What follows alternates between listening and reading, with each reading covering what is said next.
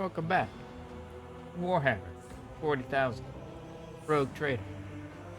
Where last time we had arrived at the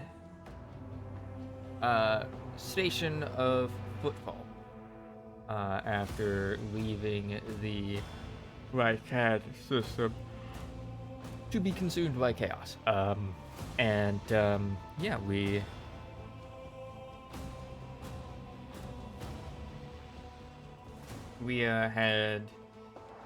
have to go meet with the governor of the planet, or it's not a planet, it's a station, basically, as we had been invited to speak with them before we had gotten attacked by some thugs. Instead of doing that, we were given the option of being able to explore the town. So we went to what was called the Shadow Quarters, which is basically where all the poor people live, right? Started looking around. We came across a gang of thugs over in one corner, kind of killing some people, basically. We killed them. We found a note on one of the bodies, kind of indicating where a hideout of theirs is, but we tried looking around. We couldn't really do anything with it. Also in this district, there's a quarantined off area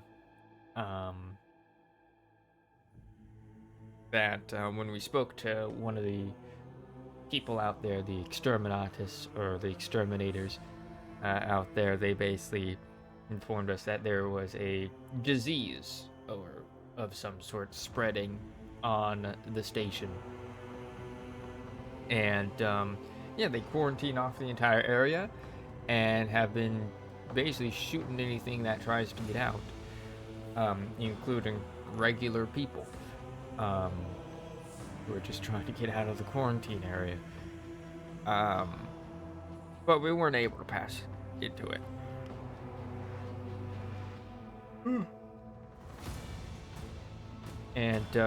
After that, we went into this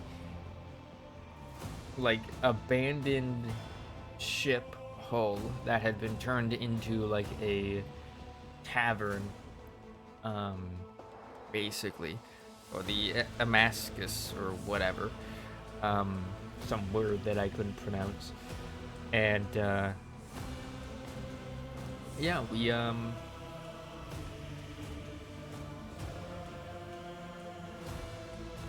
we spoke with a few people. We met a guy who was kind of sad and depressed because nobody was talking to him, and he basically just told us his life story. That he was some architecture, architect studying the imperial architecture. Football was supposed to be some much more grand place than it actually was, but the original architect of the station, which is but a bunch of asteroids pulled together with artificial bridges and whatnot. The station in Footfall was supposed to be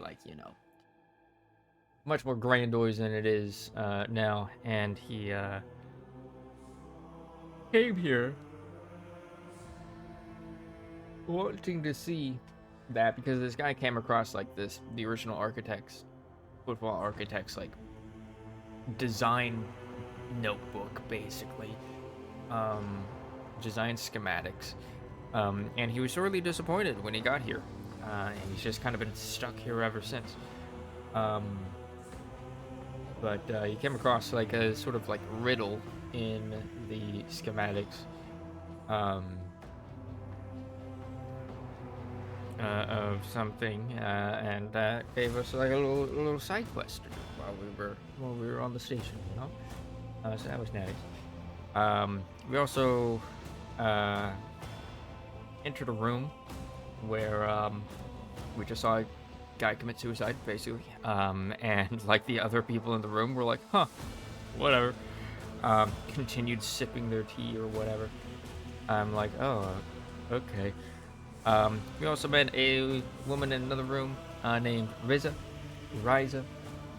and she was a fellow with a void kind of person. Um, and we told her about. We gave her like the passphrase that one guy gave us, which is really like, "Hey, or Hadhabhe sends their regards or says hello or something like that." She's like, "Oh, you're friends with blah," and I'm like, "Yeah." Kind of rescued him, and he told us to, if we ever wanted to, like, sell off some stuff, we can speak to you. She gave us a discount, so that was nice. I also talked to the proprietress of the establishment. Um, I don't remember what her name was. And yeah, we learned a bit about the place. Like, again, it used to be like a ship. And got hollowed out and converted into this. I can really remember from that. And yeah, it's been like almost a week. My memory, and I'm tired. Memory's not the clearest. But yeah, we left. Kind of looked around for like the solution of like that riddle, as we got like a few places to look at in the different districts. And yeah, the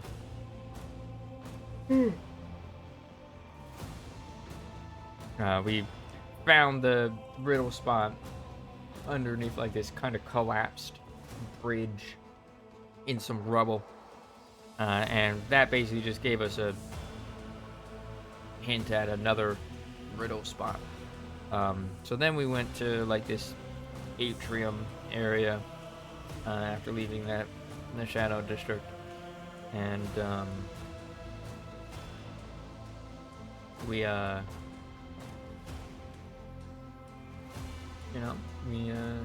people here seem to recognize Sister Argenta. She used to apparently tromp around on the station, kind of unleashing holy fire on heretics and chaos shit, apparently. And yeah, we kind of came across this scene where a bunch of people were harassing some refugees, kind of thinking they were like, heretics or some shit. When this like Hieronymus guy, who Sister Argenta actually wants us to speak to, kind of started to intervene. And then we approached, but like, yeah, his words being like, stop harassing these people. His words kind of fell on deaf ears. And we intervened and basically got, like, the sad stories. The refugees were from Kiava Gamma, which is apparently a holding of the Von Valancius family. And we're like, oh, didn't want to reveal that we were the Rogue Traders. Like, I am a steward of the Rogue Trader. I can make a decision on what we do here. And we basically just told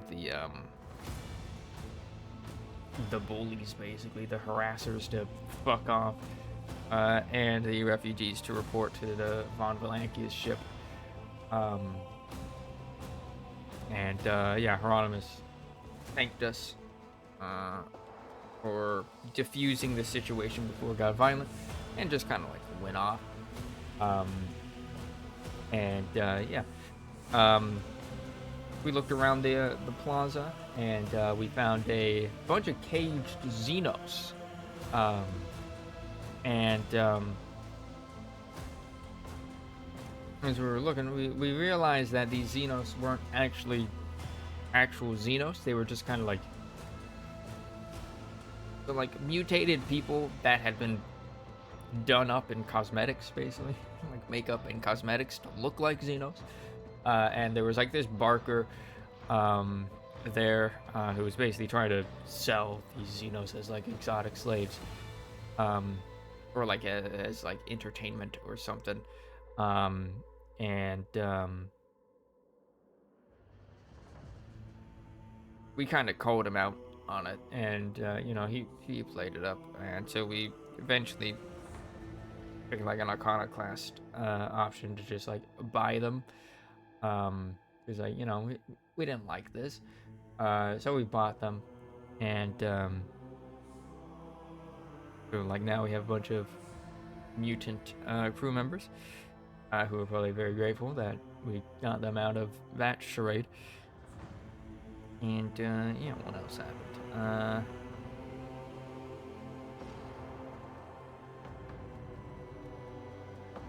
Spoke to Hieronymus. Um, as we learned he's a bit of a like he's a faithful he's like a priest, right, of the Astra Administrorum, which is like the clergy, the ecclesiarchy. But he's a bit unorthodox. Like he prefers, like, rather than staying in like the lofty cathedral and their offices and shit, he prefers to actually be out amongst the people. Um, and like his like preacher's pulpit is like in the middle of like the town square, basically, rather than in a church. And so, like, yeah, we started asking him a bunch of questions about, like, the fate of the God Emperor and whatnot.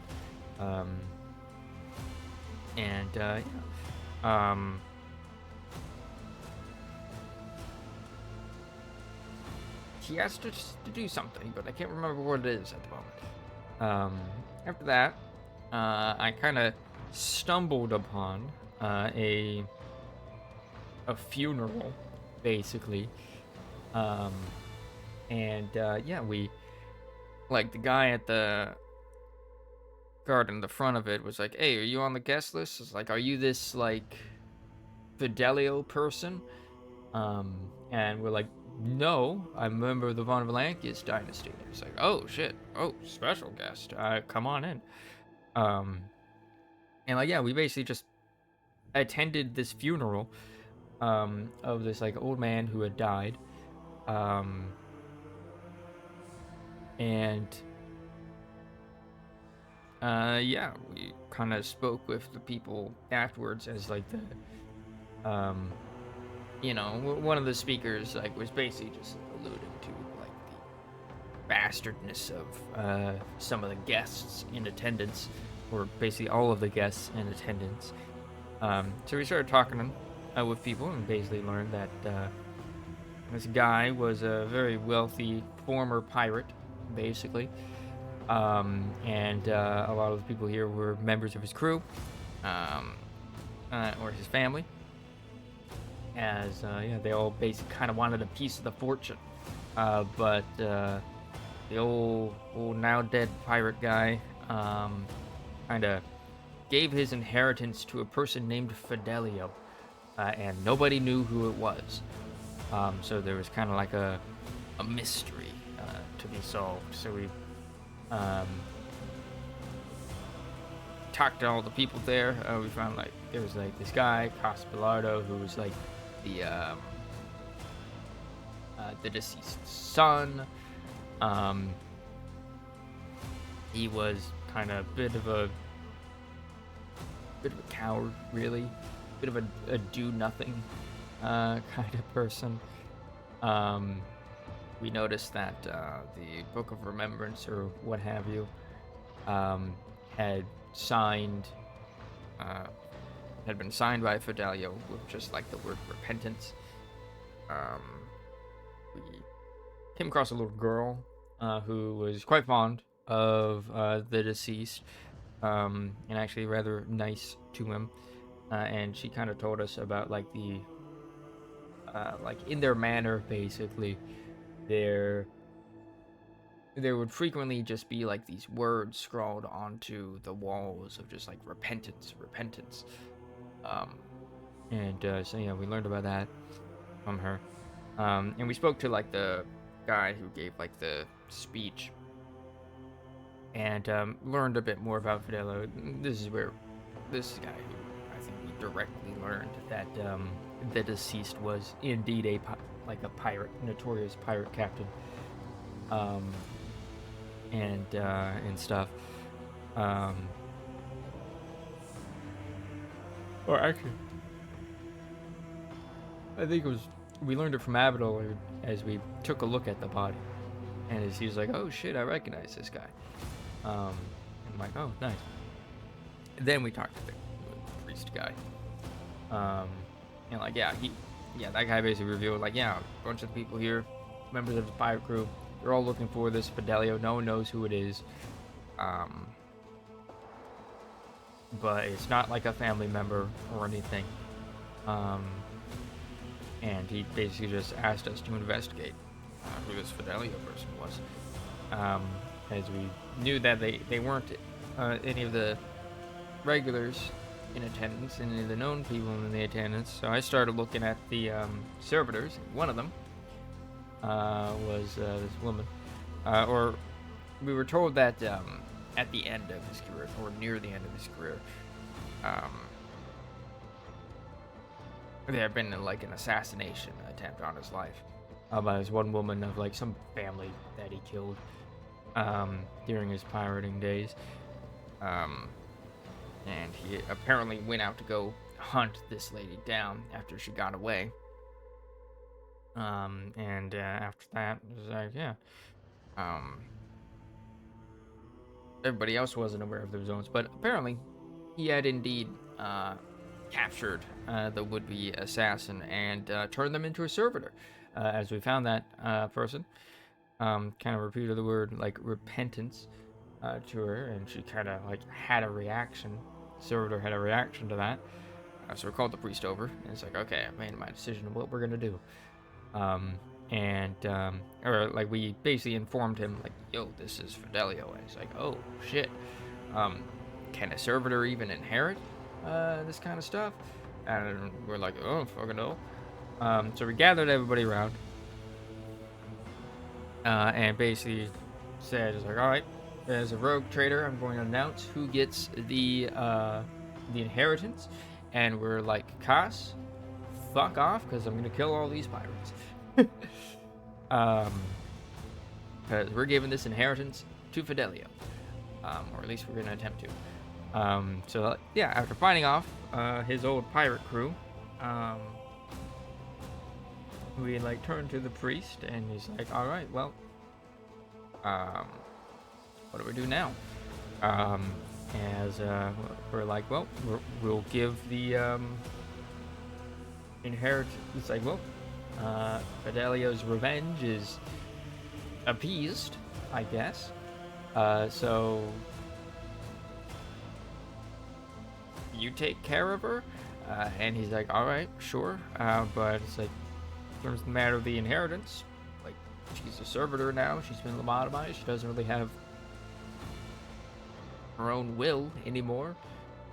So I guess we'll just give you the inheritance. I'm like, sick. And that's basically where we left off.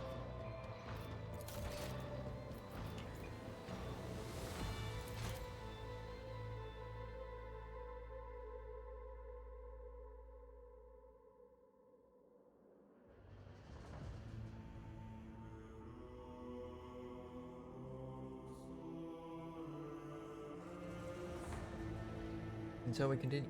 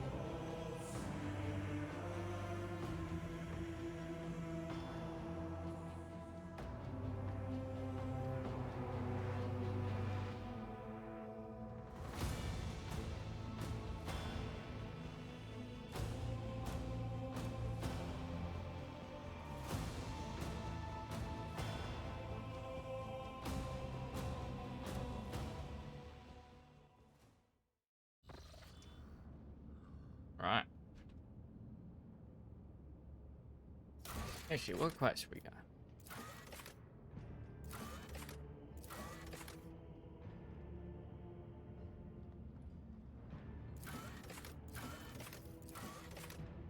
Okay.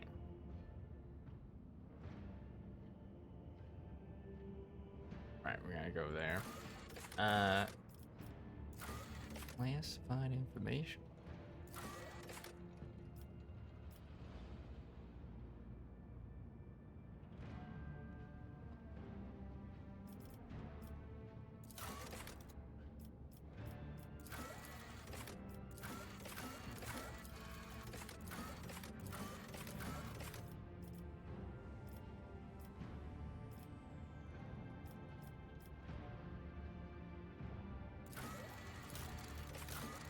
Okay. So, all things point to we gotta go see the dude, the governor, as convenient as possible.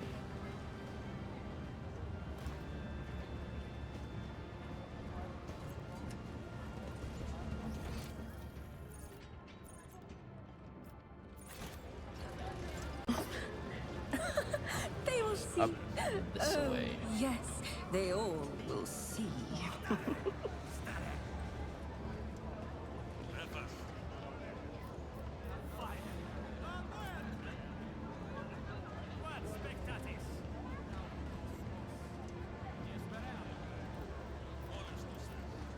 Kind of Xenos. There will be no Oh, peace nice. in my wake.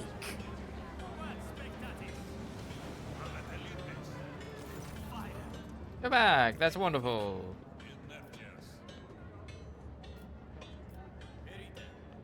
Why are you still here? I already freed your exhibits. Indeed you did. But how long do you think it'll take me to catch some new ones? She smiles innocently.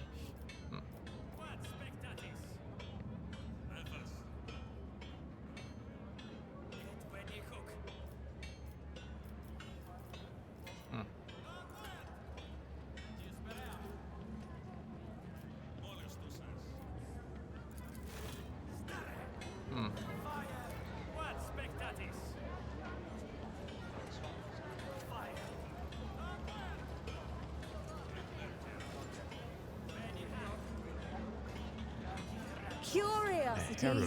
sings in my veins. Just a regular guy. Regular NPC. Oh. Oh, crap. Oh, there's calm on football, mostly. See, we can just go. Because Valika trades Xeno artifacts on football, and fairly blatantly at that.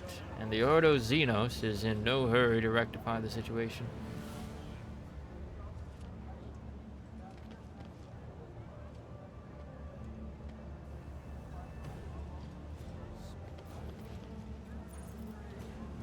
Aegis Path.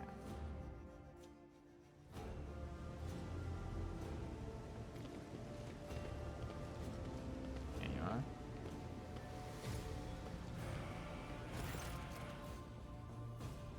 Ooh, this guy has a portrait. Vladimir Takara Village. My patience. You remember the way out. Dismiss.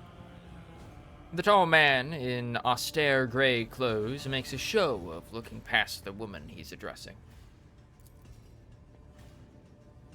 Oh, this lady also has a portrait. Vladame. What Ozzy put such harsh words into your mouth? You talk like you're an imperial clerk, not one of us. The woman, who is standing with her back to you, lets out an ostentatious sigh. Then her tone changes dramatically. Where's my cargo, Vladame? Falco has it, doesn't he? So that's how you do business with your old friends these days? So you don't remember? Then the help will remind you. Guards, escort her out.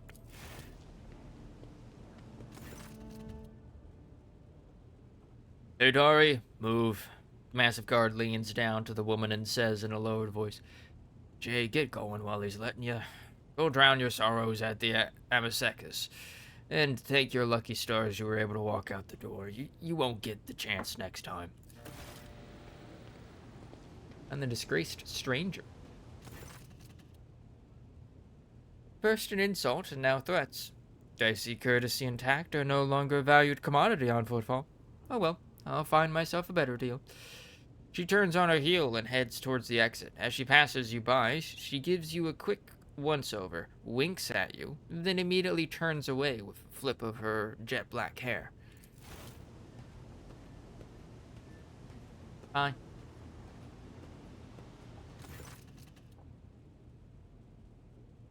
The tall man, who has long since noticed your presence, is studying you intently.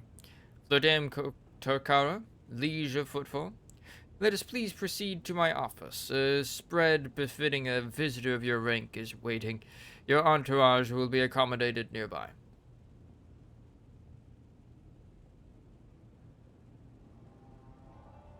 Certainly. Let's go. Please, follow me.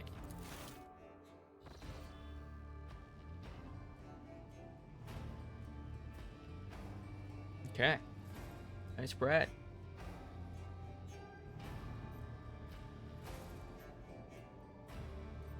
While you are engaged in small talk, you get a chance to take the measure of Liege Terkara.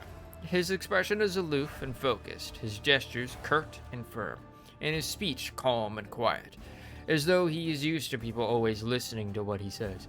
Judging by his observant gaze, he has been studying you in turn this whole time. Vladimir straightens in his chair and says in a polite but completely indifferent tone, let's talk business. On behalf of the elite of Footfall Station, I offer you my condolences, Lady von Valancius. We mourn Lady Theodora's loss, and we hope this sentiment is taken as a sign of our good intentions and willingness to cooperate. Thank you, Liege. Terrible loss for all of us. I hope that under your guidance, the dynasty can recover from this blow and attain even greater power. I'm impressed by your prudence. Your decision to arrive on Footfall incognito without announcing either the death of the previous rogue trader or your own status, it was quite wise.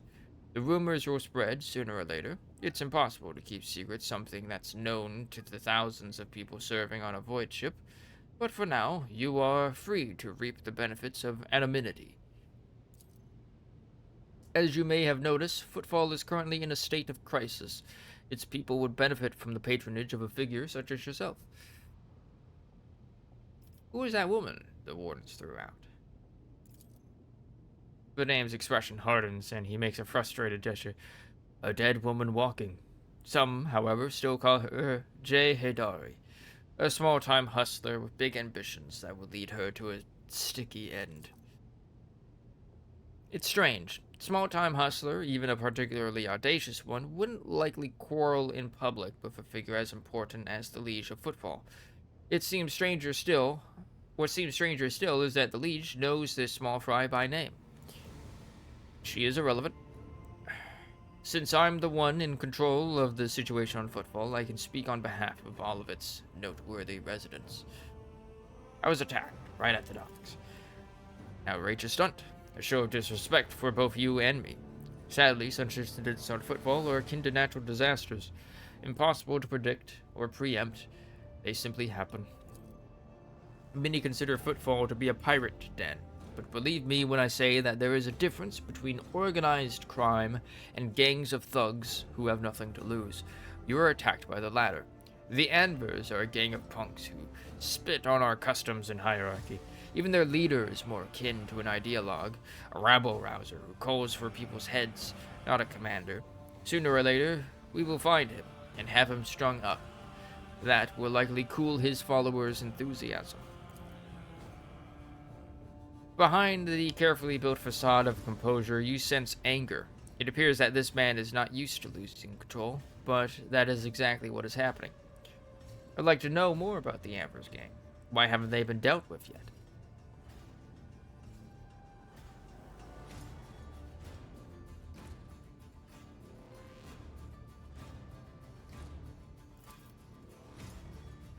He grits his teeth slightly before answering.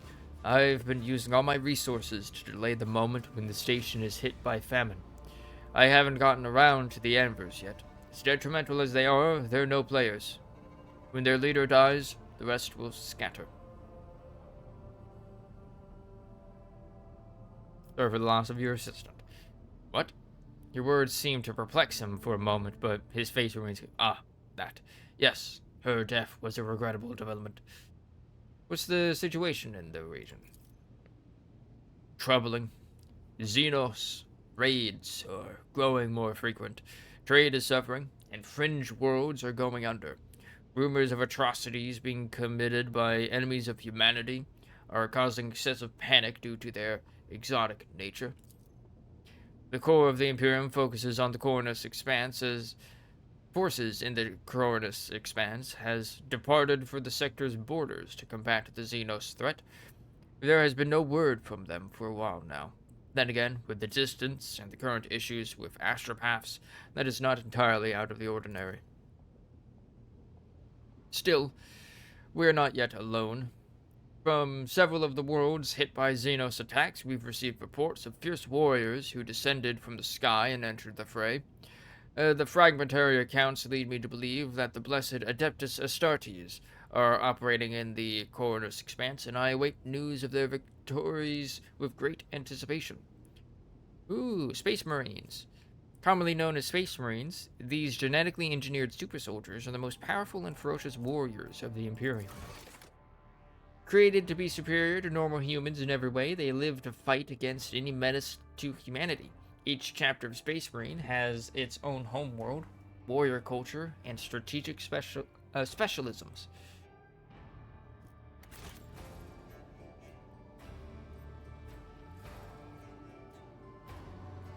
There's like 18 legions, and like half of them are have like turned to chaos.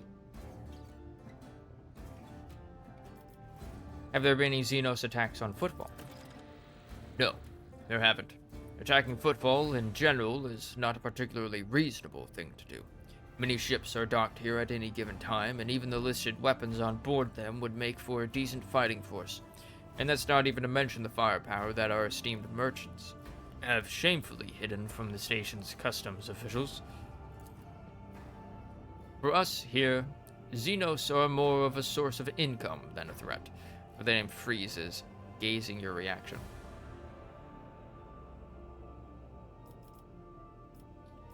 Not approve of fear of xenotech. One must know and understand the enemy. Talking about dealing in xeno artifacts here. In a matter of speaking, miraculously, the name has managed to frame the last sentence as a question. Footfall is a place where anything can be bought, and, mind you, where anything can be sold.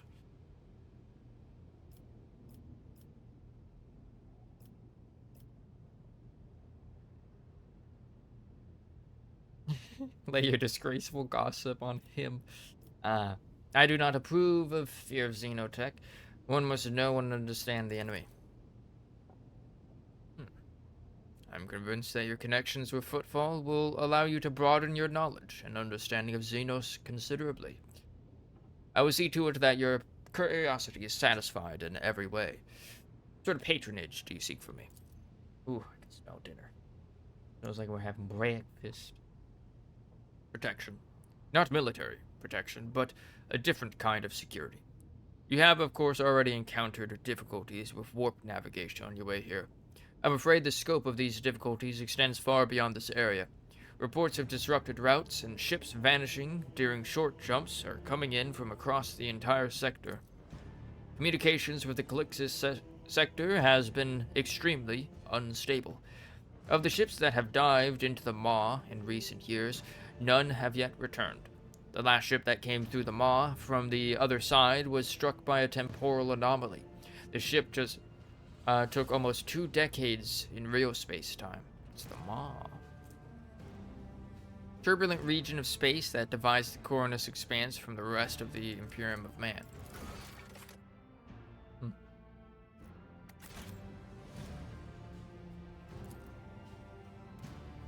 You have heard of periods of warp instability, including cases where the Maw would become completely inaccessible for navigation for years and on end, thus temporarily cutting off the Cornus expanse from the Imperium. Even so, Vladame's words are particularly alarming. It seems that something has had a profound effect on the Maw. Cicatrix maledictum, a huge warp storm stretching across the galaxy, the result of a catastrophic rift in real space. The impact of the Great Rift can be felt throughout the entire cosmos, manifesting in anomalies of space and time, as well as an intensification of other warp storms, which in turn can lead to the disappearance of previously known routes through the Immaterium. Wonder what caused that.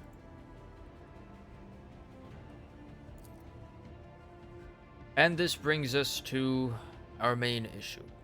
Footfall is a repair shipyard and a trading post. We barely produce anything ourselves and are largely dependent on incoming shipments, especially food shipments. The station, naturally, has some reserves, but the supply issues didn't start yesterday. Footfall would be obliged if House von Valankis would assist us by signing a contract for food deliveries. I can't be the only one you've asked for help. Naturally, I tried contacting other rogue traders, but the terms of House Corda would have bled Footfall dry, and as for the esteemed Calico's Winterscale, instead of a food shipment from him, I received a transport, the Naviaca, packed with refugees. I had to send them off to Foulstone. So many extra mouths to feed would have only worsened the crisis further. I suppose all these warp fluctuations must have created more pressing concerns for Lord Winterscale, and so I put my faith in you, third and last of Footfall's allies. Alright. I got called down for dinner. So, take a bit of a break. Boop. I am back. I had scrambled eggs. There you go, I can words. Hash browns and sausage for dinner. They were very good. Alright, let's get back to this.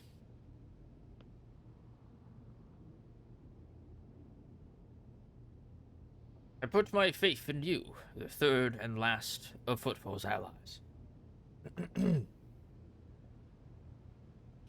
So, Footfall is cut off from all of its shipments. The local gangs are running wild, and the local hustlers are throwing tantrums in your residence. Are you positive you're in control of the situation? Vladimir listens with a stony expression. You are very perceptive. Well, now you know what you're buying. Situation is difficult, but should you decide to offer your support, you will forget about the existence of trading hubs other than Footfall, because you won't have more loyal friends anywhere else.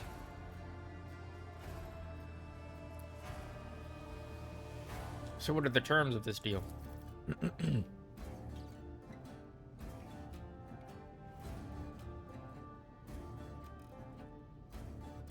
It's simple.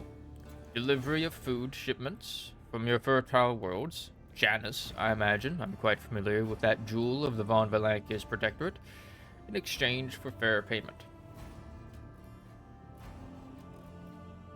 Payment will be unfair, as I will be robbing you blind.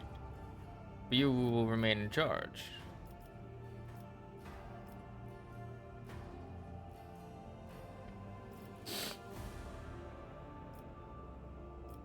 Interesting.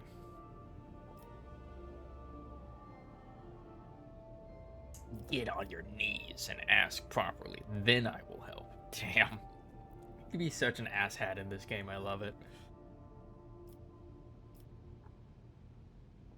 Payment will be unfair, as I will be robbing you blind, but you will remain in charge. Do we have a deal? Very well, I will help you with food shipments. Iconoclast. I'll help Footfall, but not out of desire for profit. I have no interest in obtaining any favors in kind or becoming your patron. Only in saving people's lives.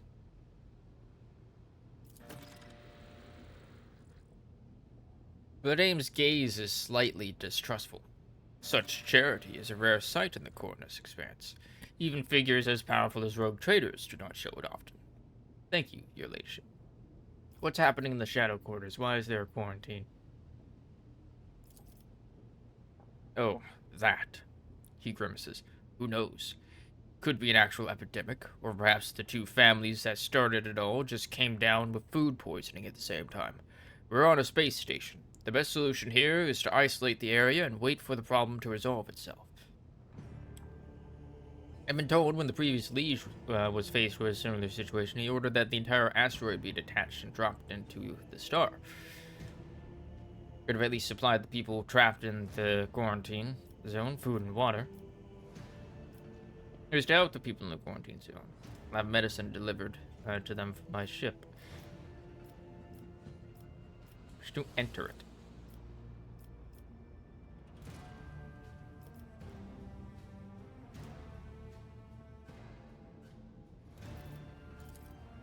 Yes, he did. And what a senseless decision it was. There are more reliable ways of disinfecting an area without having to lose a whole asteroid. That maneuver of his destabilized the station's integrity, and the consequences of that were still being felt up until I became liege. When I entered office, I had to negotiate with the tech priest to make necessary repairs, and it cost me a preposterous amount of money and net resources. Could have at least supplied the people trapped in quarantine with food and water. I could have, but I'm certainly not going to, the name says in a bored and casual tone. I wouldn't even under normal circumstances, and with the threat of famine hanging over the station and our prospects so unclear, well, I want to help. Send medicine. I can't bar you from doing so, but I can't help but note that it's not the wisest course of action. With all due respect, your ladyship. There's an establishment not too far from here. They let people torture fake Xenos there. I wanted to stop. Then gives a good curt nod. It will be dealt with. All kinds of, updates. I have some questions about Footfall. Rest assured, I will be candid. My lips are bound by the oath of service. What exactly interests you on Footfall? This abode of merchants, the xenotech traders, and only a few bandits? What oath were you referring to? There is a certain custom on Footfall. Any rogue trader who arrives at the station or docks is considered to be its absolute ruler, and the liege their loyal servant. That makes me your servant. James' arrogant bearing contradicts his words.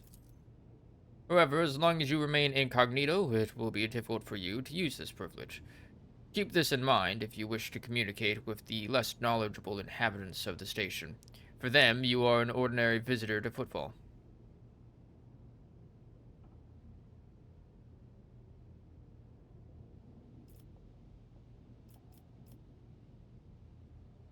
What a fascinating custom. Useful, too. I defer to your judgment, your ladyship. Something tells me, you used to be a bit of a bandit yourself. You aren't wrong. My path was long and bloody, but in the end I rose from running a gang that had staked its claim to a treatment filter station to becoming the Liege of Footfall. Many died to make this possible, and those who survived figured it would be more convenient to put me at the head than continue the slaughter of the turf war. You can only hope that my elevation and the peace that came with it have done the station good. What will happen to you if I tell everything I've just heard to the leaders of the other gangs? There's a sound logic to having the sharpest mind run the station. The administratum would have installed some pitiful clerk instead. So you're just a void rat from the dregs. My, how high you've risen.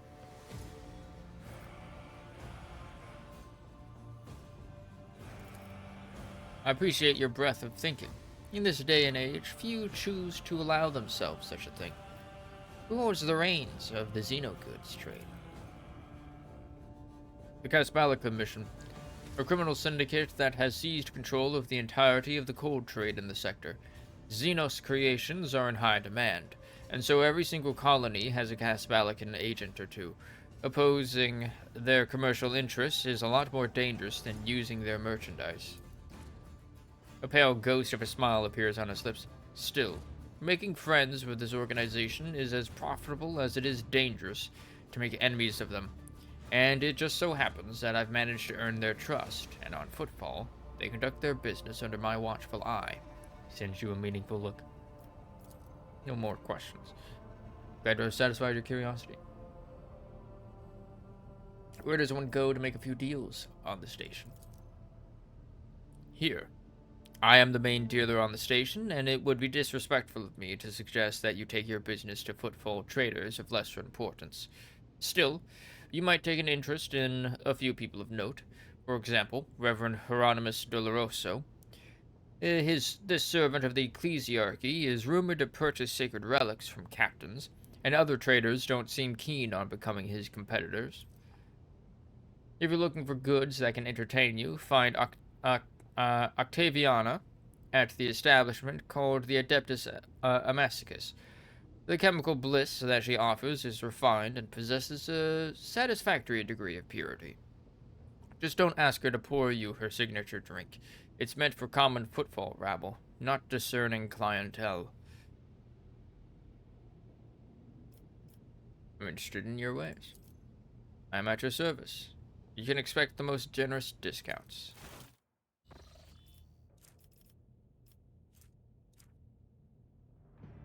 Malik in a mission. I see. Furor. Increases users' resolve by 2 for each level of Iconoclast, while decreasing all characteristics by 10 until the end of combat. Or flak pattern stub revolver. Rate of fire 4, range 4, maximum ammo 8. Odari plasma grenade. Eldari. Right. Deals 10 to 20 energy damage with 40% armor penetration that blinds enemies and for 2 turns if they fail the toughness test. Okay. Amazar's boots. Whenever the wearer chooses an ally as the target of their ability, the wearer immediately gains plus fellowship bonus divided by 2 MP. The targeted ally gains plus wearer's fellowship bonus divided by 2 MP at the start of this ally's next turn. Peripheral visor. Each time the wearer spends 10 stacks of tactical advantage, they gain 1 resolve until the end of combat. Hex rifle, Drukari weapon proficiency.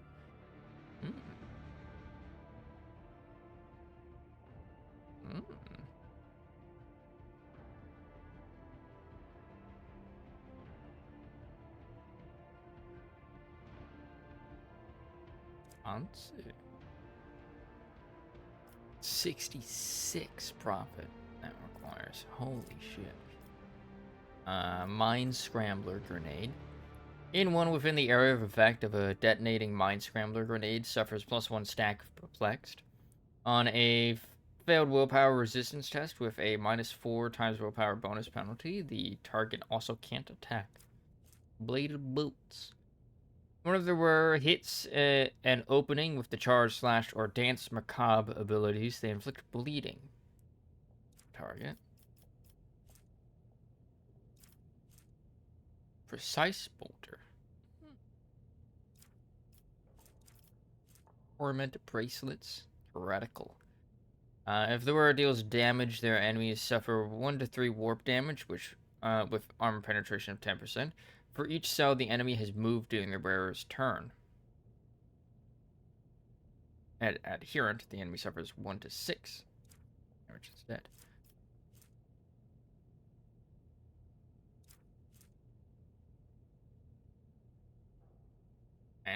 Anatomist's amulet. If the wearer inflicts the bleeding, burning, or toxin effect on a target, this target gets an additional +2 stack of this effect. Outcast visor. Outdari equipment. Whenever the wearer kills a target with a single ranged attack for the first time in combat, the wearer immediately gains an additional attack this round. Cool. Fusion gun. Melta.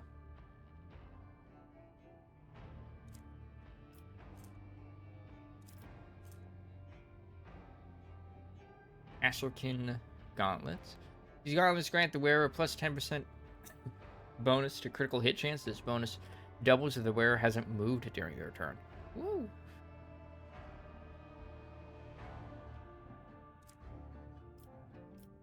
Psyker's breastplate. This is the chance of triggering psychic phenomena by 10%. If any psychic phenomena or powers of the warp manifest, the wearer gains a +1 psi rating until the end of combat. Yo. Calibrated heavy stubber.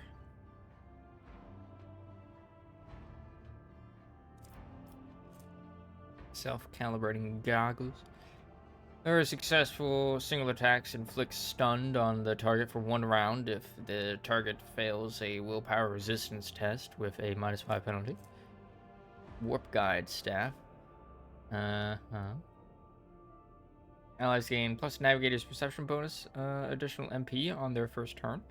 Infusing 9. Allies targeted by the navigator's power gain a +9 bonus to all of their characteristics until the end of the navigator's next turn. This bonus stacks and is prolonged until the navigator's next turn every time it stacks. Storm Bolter. Vortex Pendant. The wearer gains a +5 willpower each time their abilities affect an ally. This effect remains until the end of combat and it stacks. Xenomesh. Wowie zowie.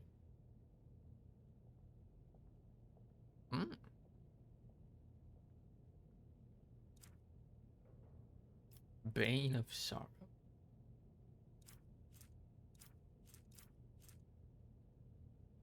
Warp Surge Burst. On the first round of combat, the wearer gains a number of additional attacks equal to their psi rating.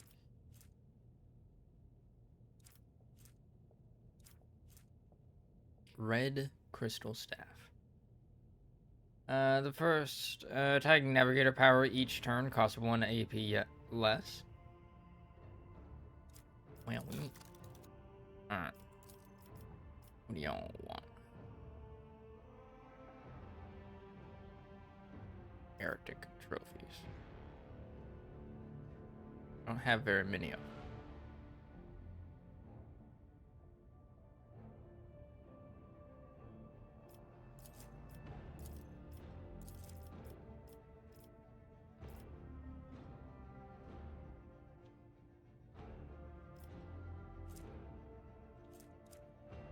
Or they actually want provisions. That makes sense.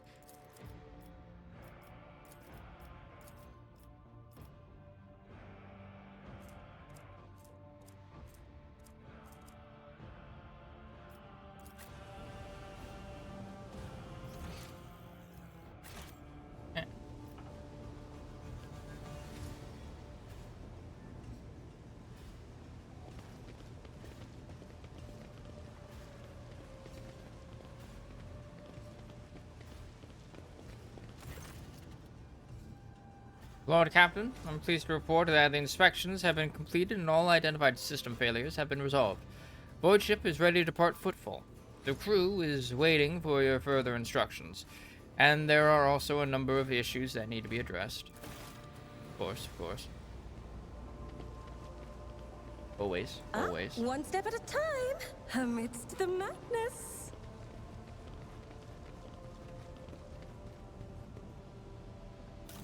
All right. I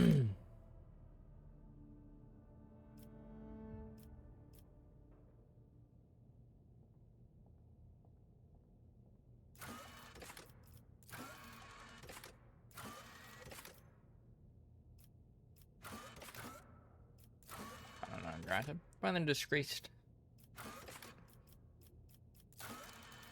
Have any new ones of these?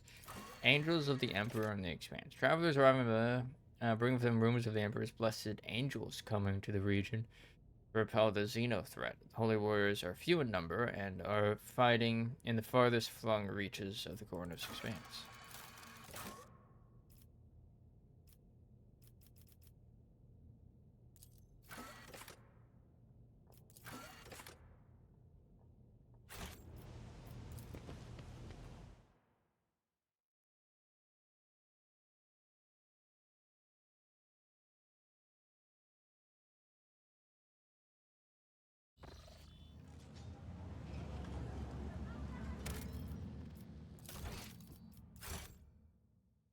dude over here.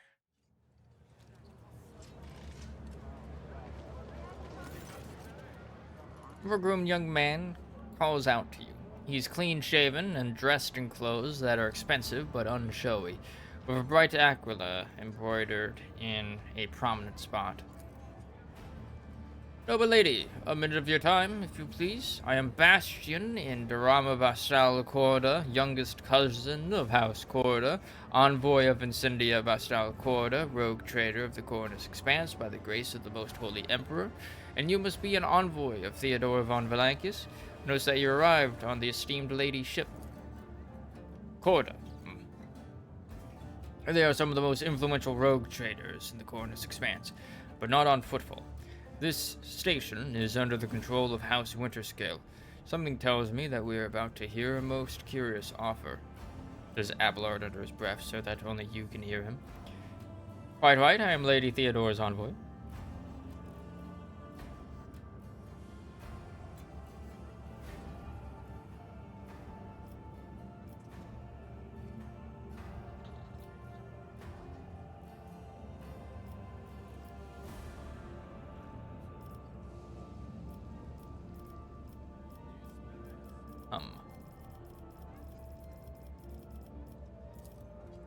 Splendid. It's a pleasure to be speaking with an equal. Truth be told, I get a little flustered in the presence of the powers that be. Bastion smiles weakly. What do you wish to speak with me about? A matter of the utmost delicacy. You see, you've been to the residence of the Liege. Vladame almost certainly appealed to you for assistance in the arrangement of shipments to Footfall. Von Valancius Protectorate is famed for its abundance in, of its main agri-world, Janus. It would be odd for him not to seize on such an opportunity when Footfall is on the verge of famine. An imperial world dedicated entirely to the production of agricultural products. Many agri-worlds have whole continents given over to livestock or fields or crops. Others are covered in oceans teeming with fish, and a few are used solely to provide clean water. However, the Corda dynasty pursues its own interests on Footfall. We've already announced our terms to Liege, but he is stalling, I imagine, in hopes of getting a better offer from you. The Corda dynasty believes, Bastion smiles and gives a slight shrug, that cooperation would be preferable for both rogue trader houses. If you refuse Vladame, thereby forcing him to agree to a deal with us, the Corda dynasty can promise you a share of the profits from the future contract, as well as certain other perquisites. Everybody benefits. The Emperor's most loyal servants should be more concerned with carrying his will through the stars, and less with divvying up profit among themselves, Junta says disapprovingly, but quietly enough so as not to interrupt the negotiation, especially when the well-being of one of the Imperium's worlds is at stake, even one such as Footfall. Behind your smile, Master Bastion, teal shadows swirl. Others may not see them, but your worry cannot escape my eye. What are you afraid of? Your house's wrath, should these negotiations prove fruitless? Or the wrath of House von Valancius? Adira, who was yawning in boredom a moment ago, flinches and clutches her face. Her fingernails digging into her skin. They're coming. Again. Brother's the one who came before. I just don't get it. Do they all have a death wish? I appreciate the warning, Adira.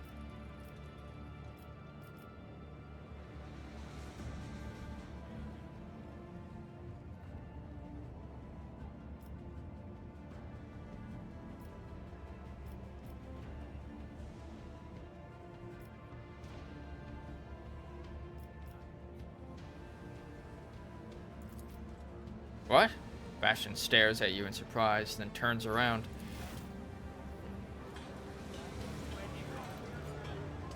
Death to off-worlders! I'll get help.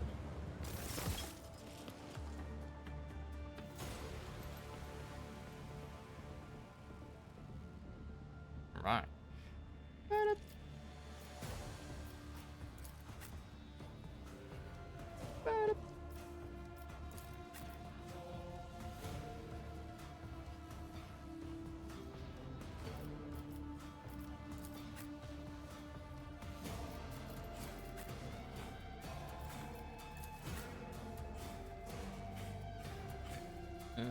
Let's try again. Or no, got a lot of enemies over this way.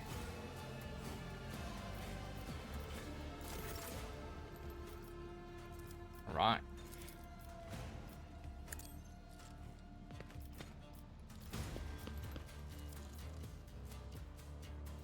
Let's see.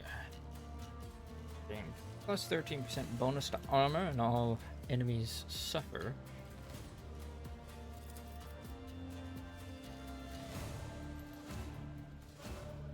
Oh, a wicked thought.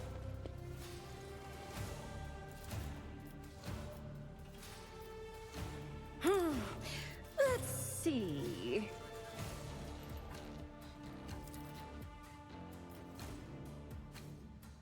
Can you stack these? No.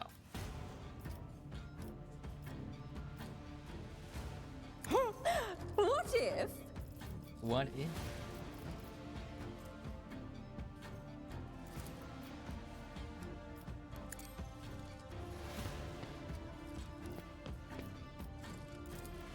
Schemes within schemes within schemes. As the Emperor commands, I act.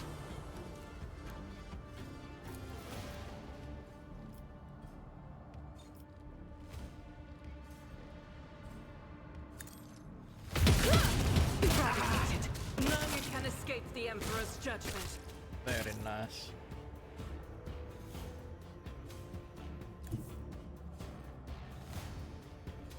Oh, there's some people over here. I did not realize that.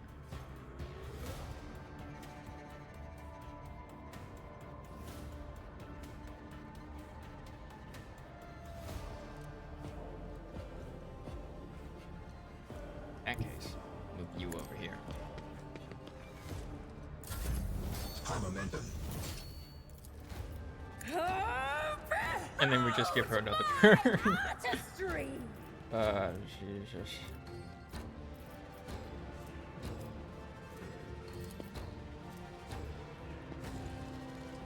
If it hits, will cause all the targets to make a toughness of it.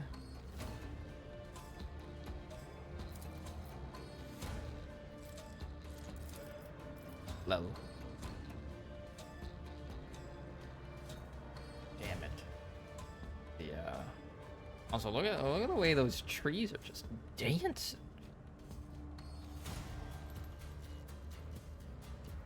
In that case, like this. Then we do this.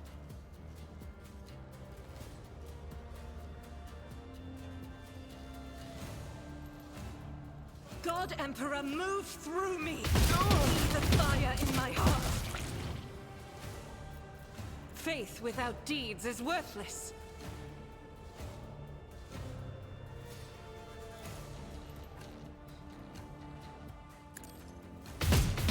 Each strike is a prayer.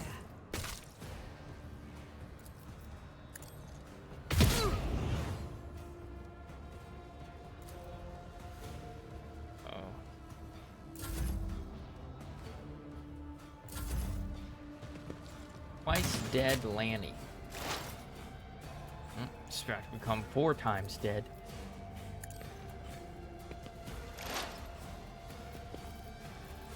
What does this do again? The next attack against the target will be an automatic critical hit.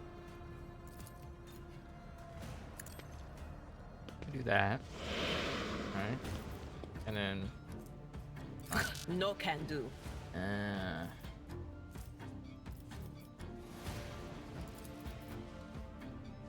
Come stealthy.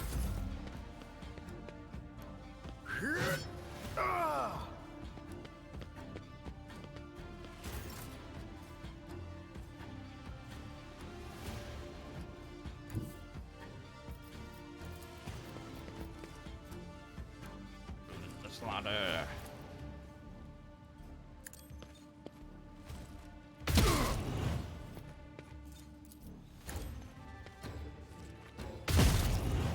That is not the Emperor's will.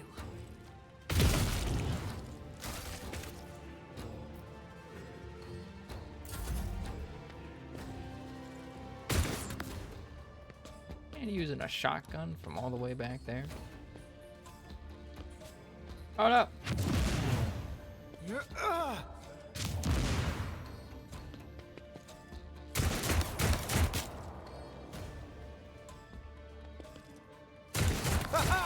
Heretics be damned!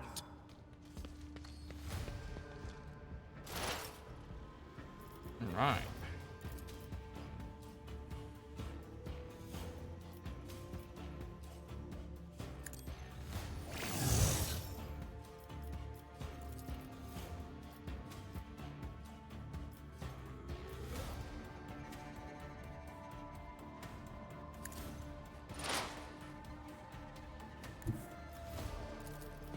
Advancing.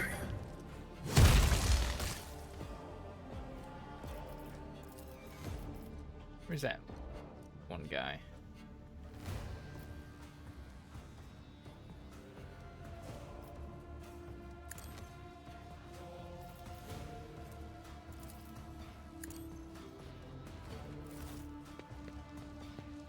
Oh shit. No! Good job, guard.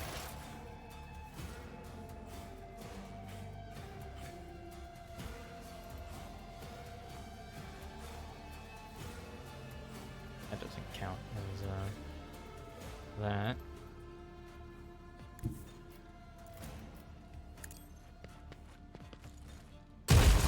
High momentum.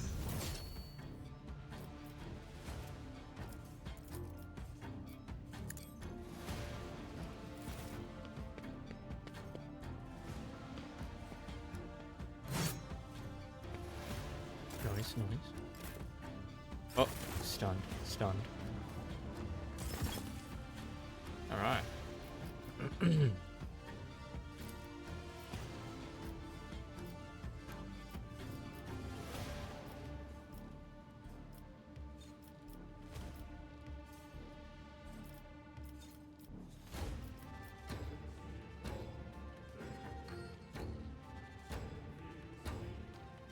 Let's see.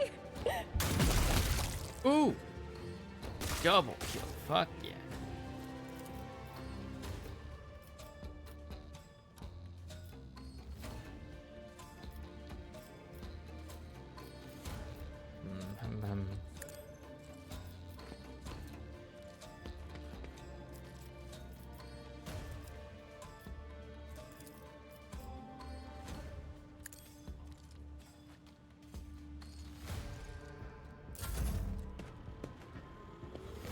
Come on up, Lanny.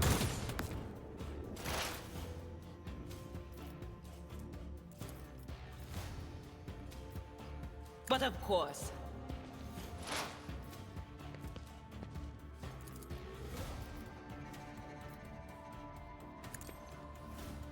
God,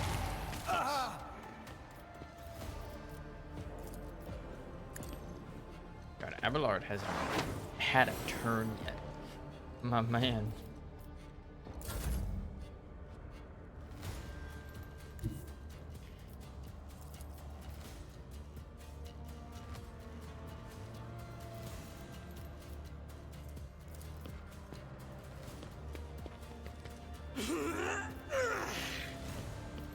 I'll do it.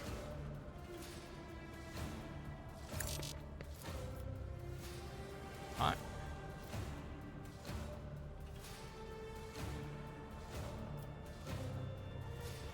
I don't want to destroy that. As the Emperor commands, I act. Very nice. I am his will made manifest.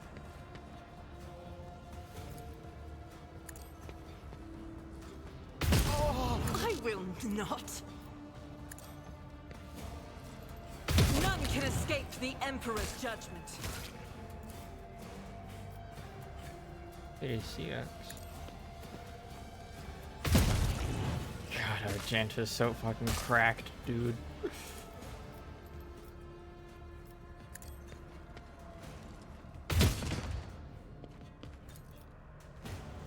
I'll do it. This is why I was chosen.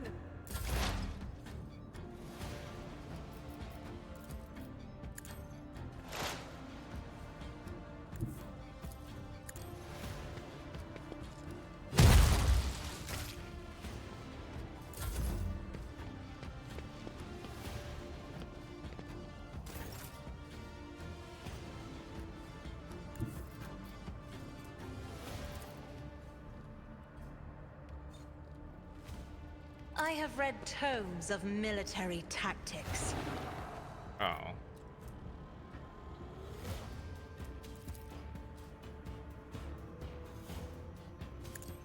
Try to die with grace, at least.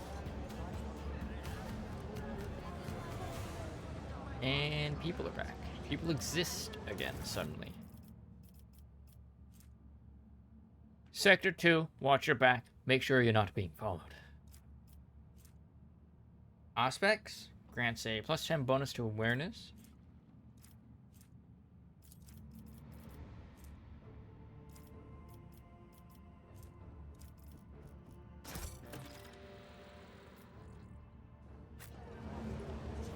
Where is Sector 2?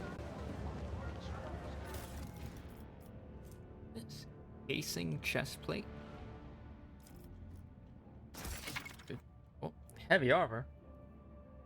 You have obtained heavy armor. Unlike light and medium armor, heavy armor provides the ability to deflect damage. Deflection is a unique heavy armor stat that reduces damage taken by a specified flat amount. Heavy armor has a higher armor rating than medium and light armor, but also usually has a higher dodge penalty, making it harder to dodge an enemy attack while wearing it. Only characters with the heavy armor proficiency talent can wear heavy armor. Hunters, hunters.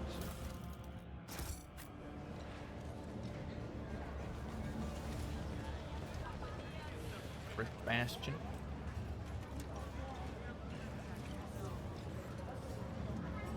Gangrene spread. Chain axe.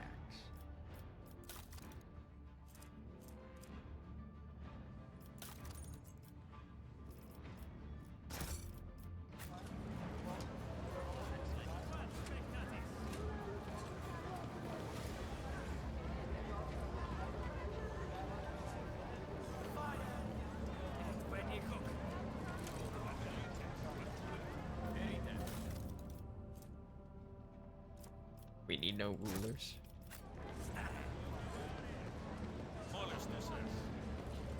Patience? My nerves are frayed.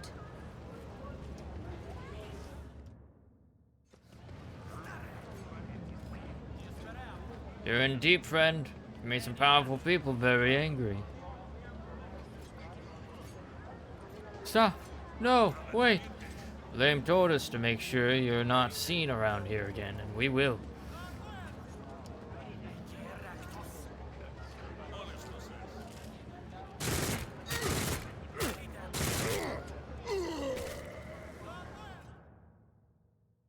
Nice. They will see. Oh yes, they all will see.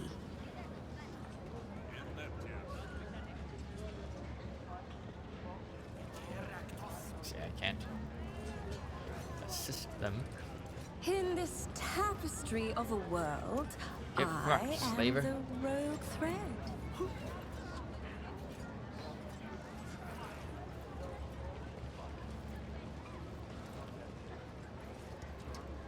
Been there.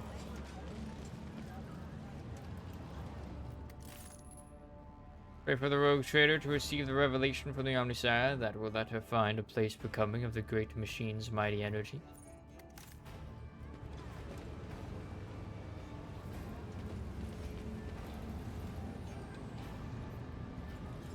Pilgrim. Pilgrim.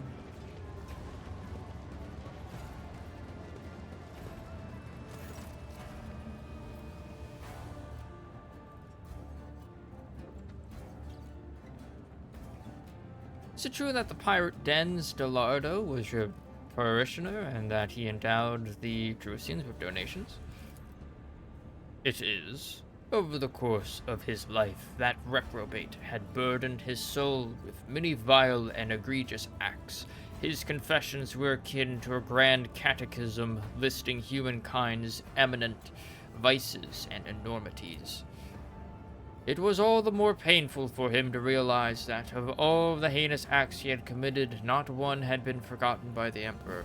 Dens Belardo was afraid of death, that which would await him after. He hoped to atone for his misdeeds, yearned to convince, if not the Emperor, then himself, at least, that he had been more than a conscious speck of malignant mold his entire life.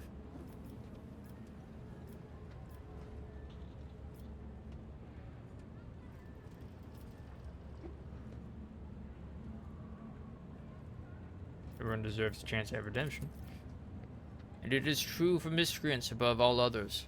The greater their transgression, the more miraculous and wondrous their repentance. Oh.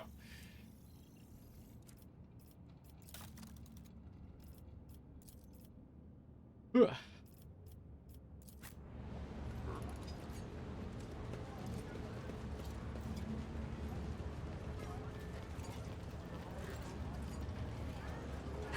There will be no peace in my wake. 12 more hours. 12 hours and then I can sleep.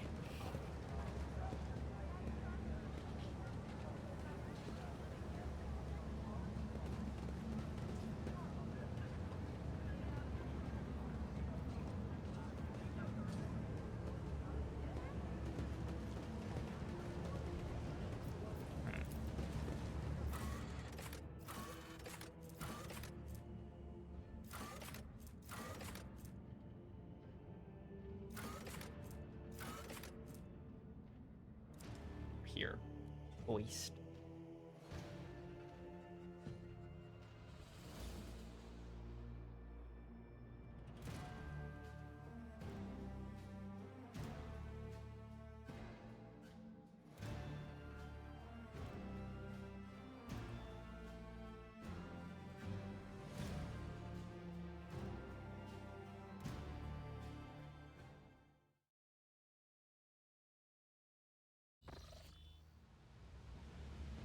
Curiosity Find that lady. sings in my veins.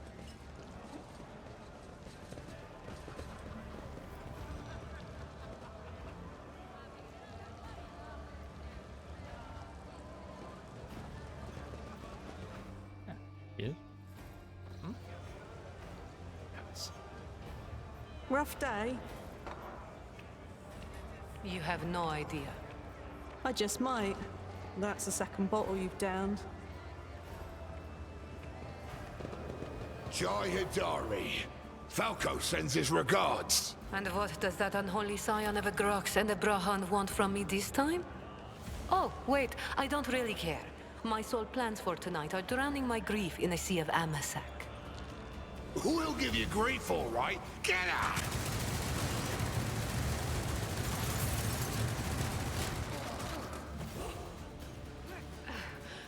Don't think so, Ashma. And tell Falco to come himself next time.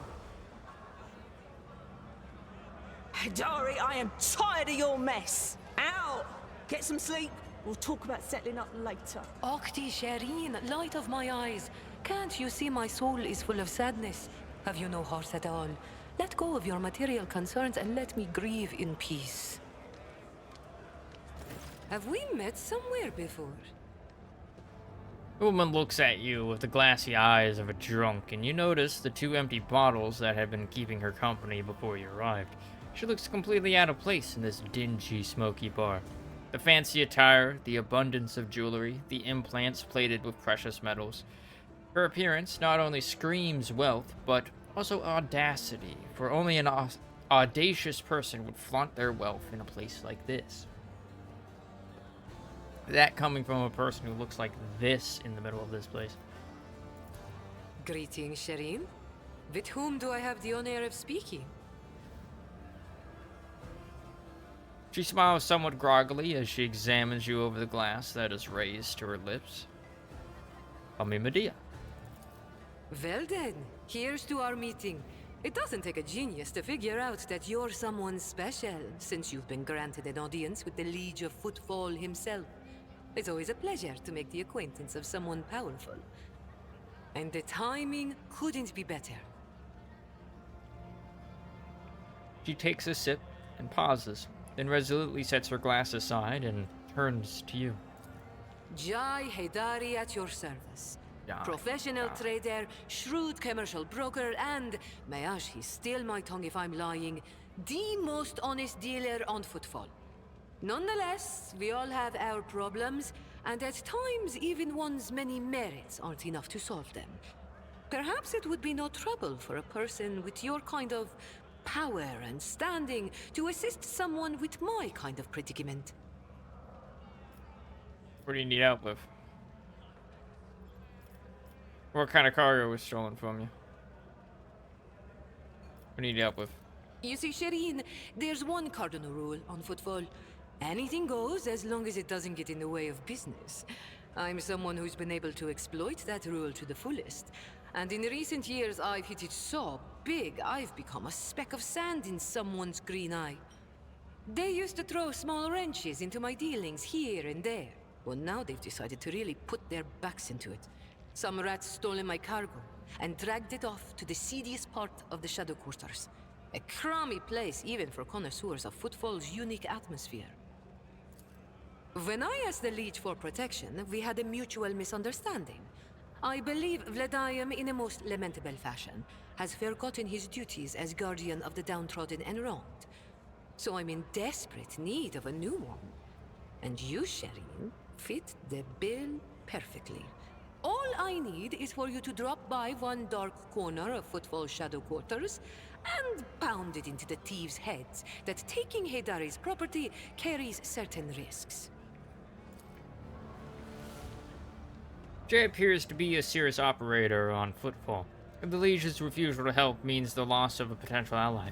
So, Jai is encroaching on his turf. If Vladimir is now responsible for the disappearance of Jai's cargo, he would certainly benefit greatly from it. I suspect that Vladimir wants to keep the cargo out of your hands, and I want to put him in his place. If the Legion is neglecting his duties, I shall become your patron. I should ask you a few questions before I decide. Always ask. Ask as many as you wish, Shireen. Trust is the key to a successful endeavor. What kind of cargo was stolen from you? Goods of incredible rarity, Shireen. But it's not just that. Xenotech? 24 of my people lost their lives in the impenetrable emptiness of the void to acquire them. I cannot leave their families with nothing.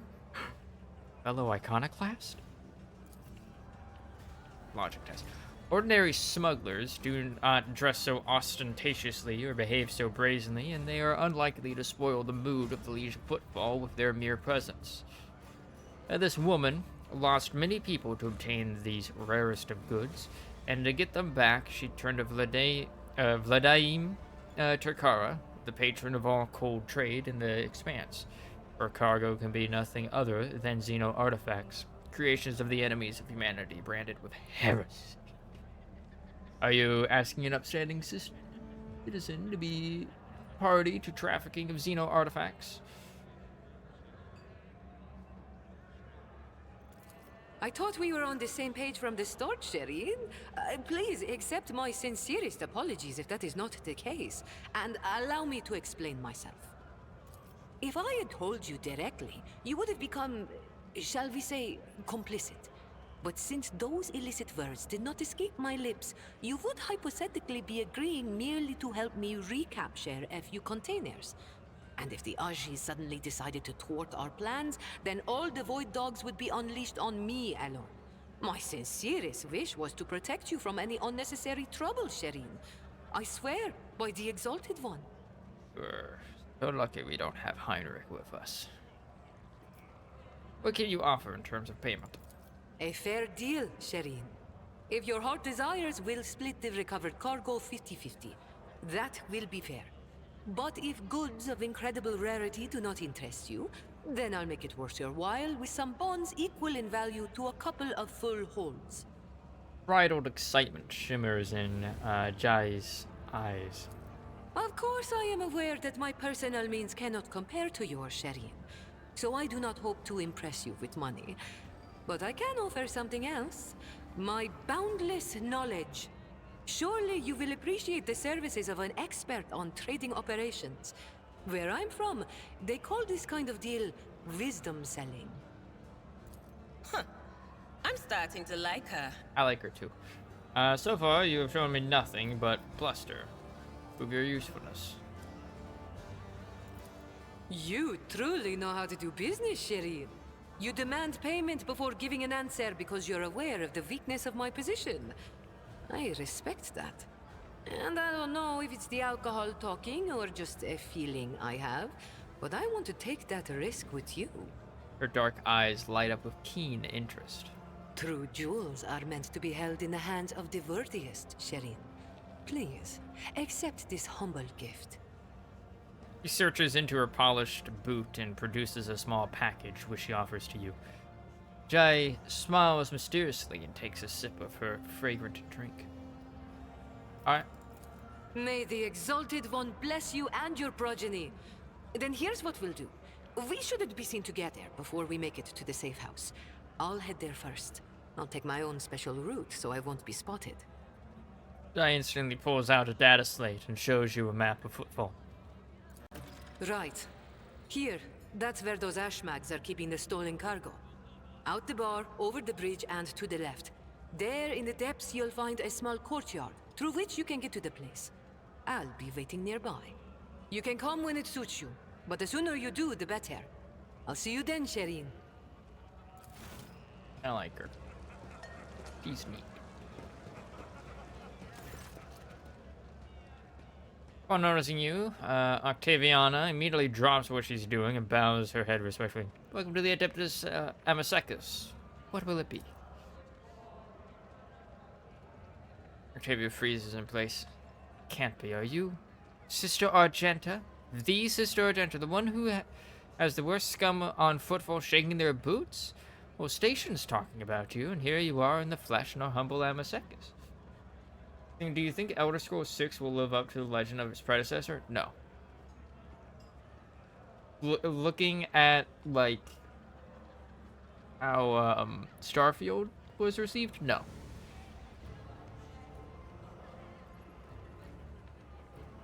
Absolutely not. Good point. Oof.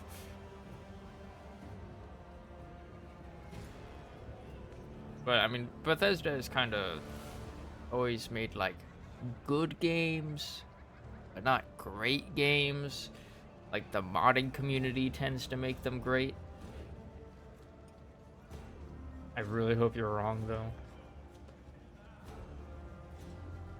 Give it a year after release for the modding scene to flourish. And then it'll be a legend.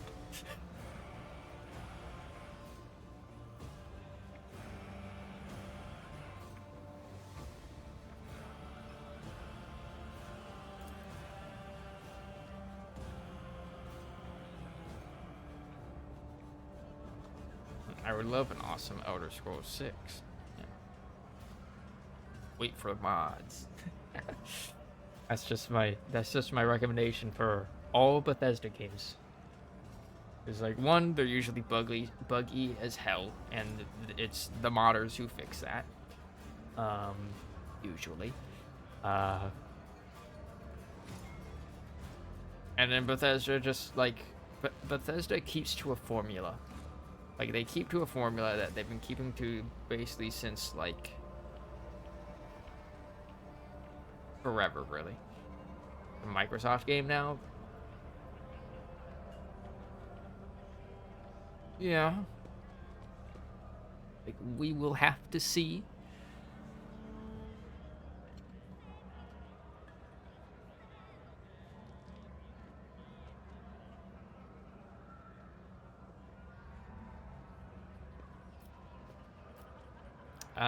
About that woman that started a gunfight up at the bar.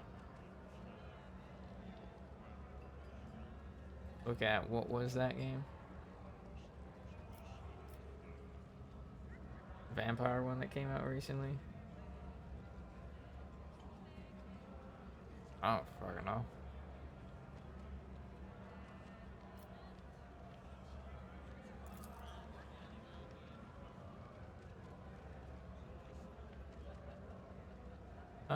Why are you so interested? Are you looking into her or something?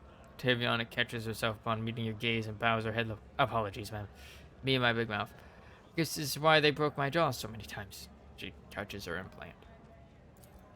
I'm not sure which vampire game you're talking about. Fabiana drops her voice.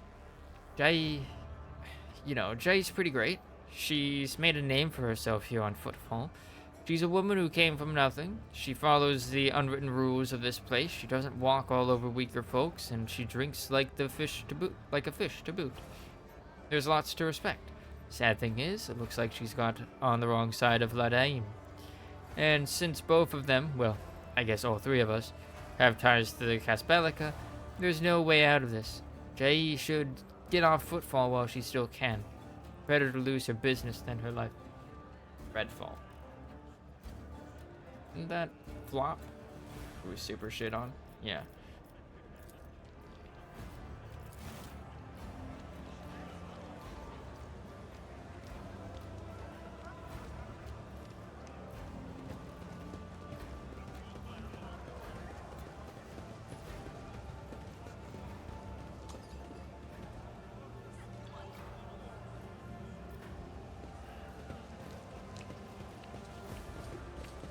One step at a time, amidst the madness.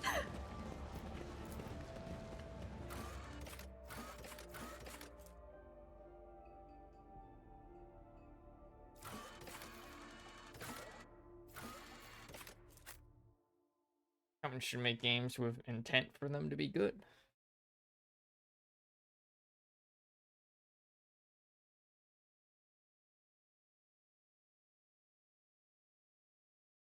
They should.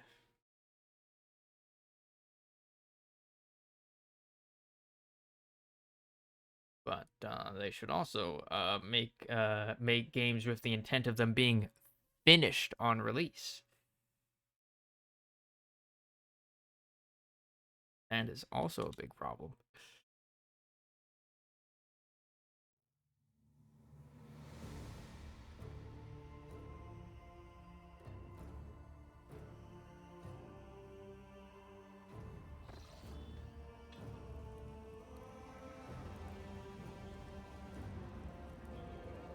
Agenda gestures for your attention.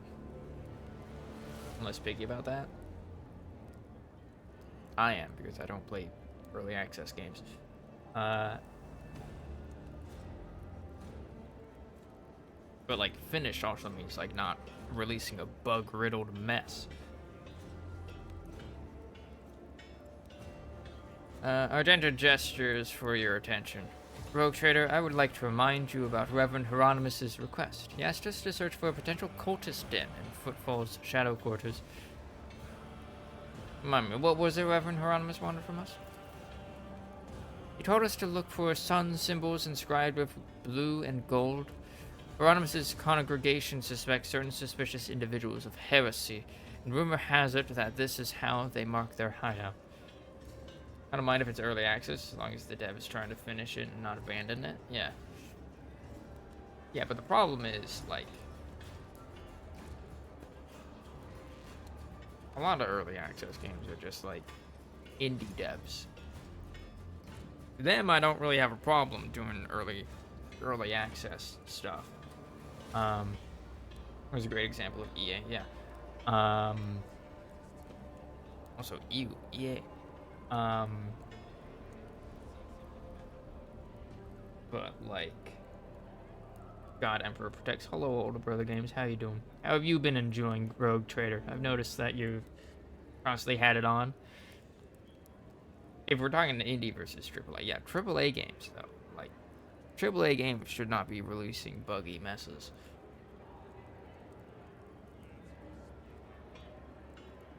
In like cookie cutter formulaic copies of one another. Right here, it's been fun. Nice.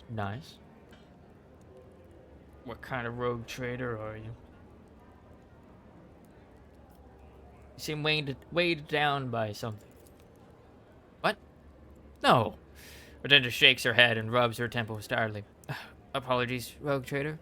Being here on Footfall is difficult for me. It's a minor personal weakness, but I'm as ready to fight as ever. It will have no effect on my combat skills, of course not. Under devs, so here's our buggy mess. Yeah. How about you? I've been going about half dogmatic, half iconoclast. I have been going full iconoclast, except for one option that I didn't take. Or I guess two. I did not give a child an inheritance, but so I wanted to give it to a servitor, which I feel like is more iconoclastic than the actual iconoclast situation there. You blew up a planet, didn't you? I did not. I rescued the people. But no, I handed a heretic artifact to an inquisitor instead of throwing it into the abyss. Heresy is the only way to go. Well, I guess we know what Cap is playing as in Rogue Trader. Something's troubling you. Tell me, perhaps I can help. I like to know what this personal weakness is. Members of my family cannot have secrets from me. Did not let chaos reign. I gave it to the Inquisitor. But yes, I did let chaos reign. Like, I rescued the people and got the fuck out. The Inquisitor chastised me, and now I have a permanent debuff. Did you grab the reactor? Yeah, I grabbed the Electro Priest. I left the nobles. I took the common people and the tech priests, because I like the Omnissiah guys. They're pretty chill. I left the nobles. The nobles can rot. I also didn't rescue all of the fuck the nobles in every play. Hell yeah. Yeah, that fight with the Space Marine. I didn't kill him fast enough for him to not blow up one of the ships, so I couldn't save all of them. As I assume that is what the number of extractions is tied to. But I fucking moided him before I destroyed any more after that first one. He blows up a ship? Yes. After a couple rounds, he started, like, attacking the shuttles. So, like, he destroyed one of them. And I had two left. So I think the number of people you can rescue is tied to that. But, yeah, I left the planet to Chaos. There's a new Chaos planet in Raikad. Perhaps I can help you, Argenta. I nuked the planet.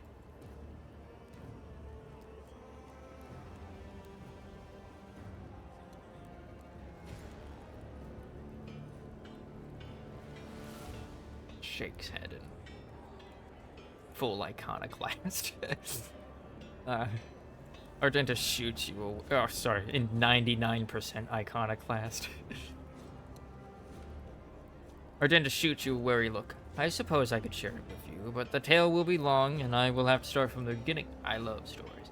Being iconoclast on small issues, but we don't fuck around with chaos. I'm fucking around finding out. That's what I'm doing.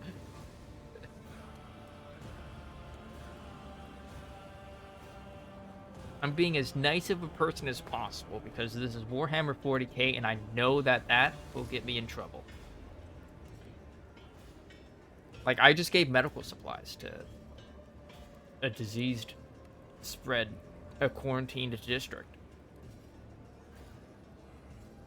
Everyone was like, that's a stupid idea. But I'm just here like, yo, dog. People.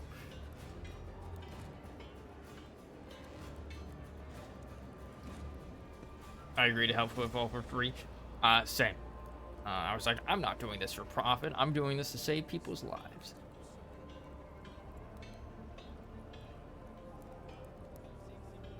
I wasn't born in the Expanse.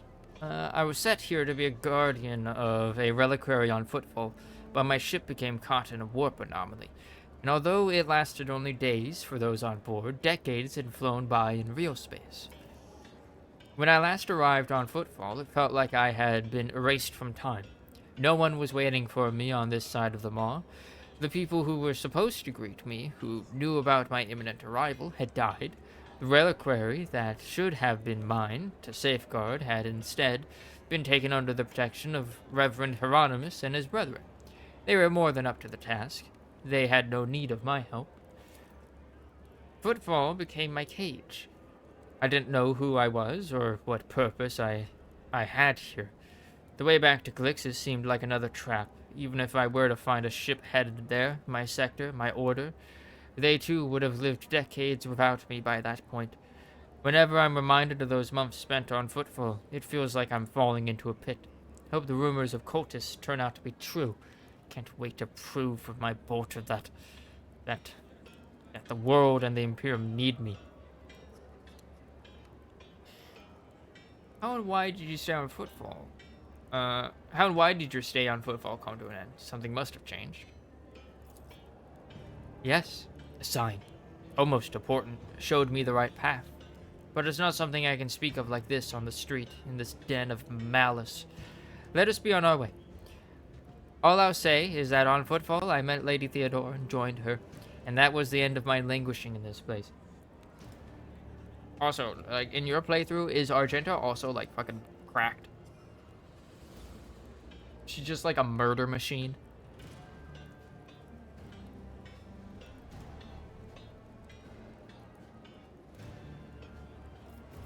You know Footfall better than me. Do you think the rumors of heretics are true? There was a time when I'd have said it was likely a fabrication. One can say many things about the Caspalica mission. My murder bot is the navigator. Yeah, she's also good at murder bot, especially her like big cone one. And the other shady operators on Footfall, but even those thugs are loyal to the Emperor, and so they mercilessly exterminate outright heretics in their territory. But now, heretics have launched an open attack on a rogue trader ship. A member of your dynasty, Conrad Voigtfear, has turned out to be one of them. And Footfall itself is sinking deeper and deeper into madness. In these times of strife, I'm willing to believe in heretics who openly perform their dark rituals and brazenly mark their dens with sacrilegious symbols. Got like 60 wounds and heals every turn.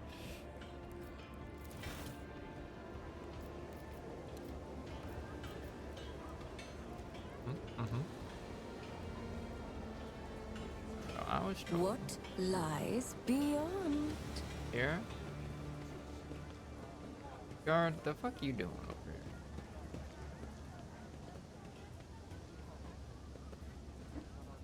That's that place. Oh!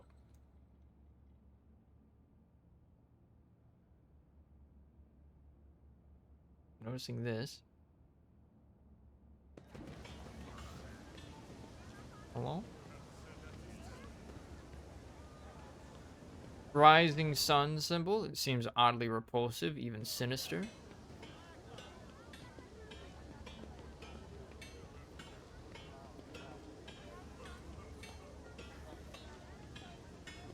I don't know whose symbol that is. How did you build Lore Captain? So I am a Biomancer Psyker officer. I'm going like fellowship build. More. It's oddly repulsive, even sinister. Can I like do anything about that? And if there's more of them. District. Oh, warehouse.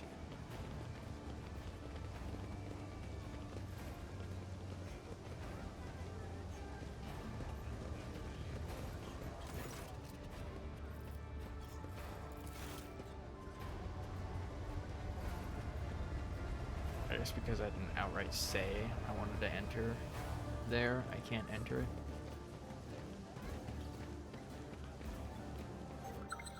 Oh, another one. Where?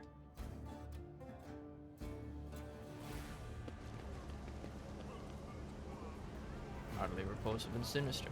Why can we not just, like, destroy these symbols? Dark hideout.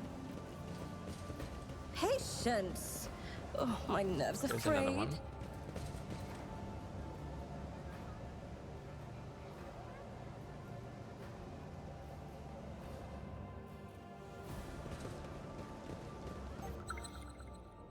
another one.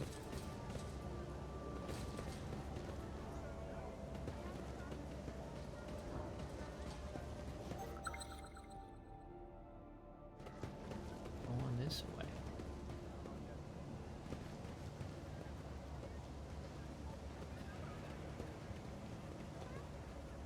They will see. Oh, Cast yes, your eye they all will see. Uh-huh.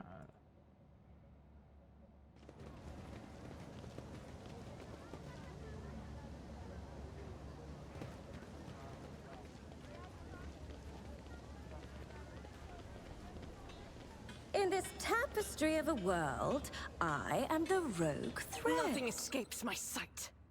There's another one. Have you had any bad perils? I had like a bunch of little guys get summoned in the middle How of combat. intriguing.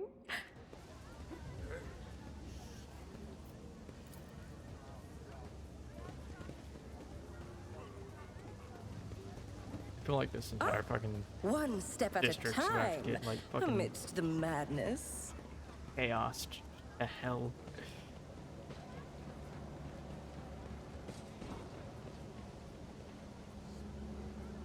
Awareness, 100%.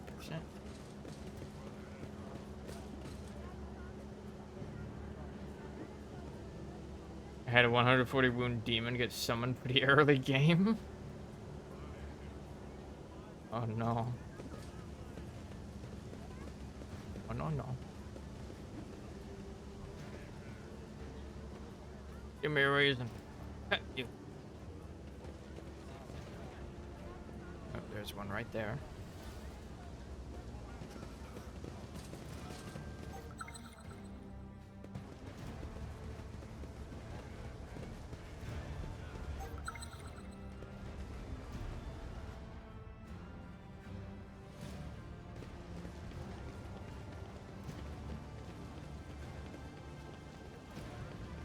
The one down here.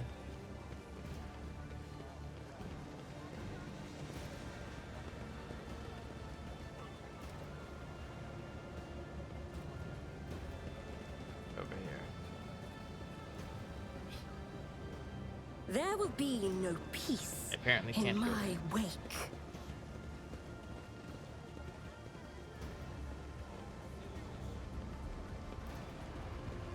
Oi.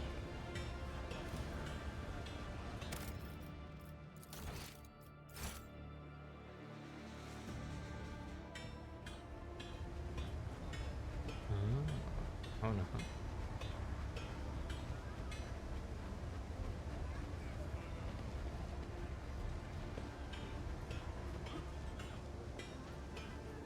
Oh. Oh. Oh. We got one there. Not there. This way.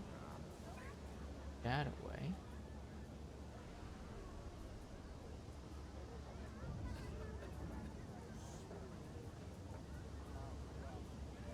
Right there, too. I see. I see. What lies beyond? Symbols point.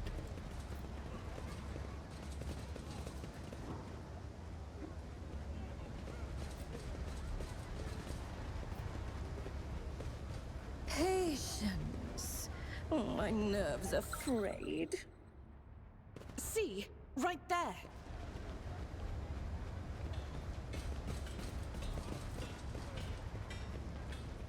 Okay. Okay. Okay.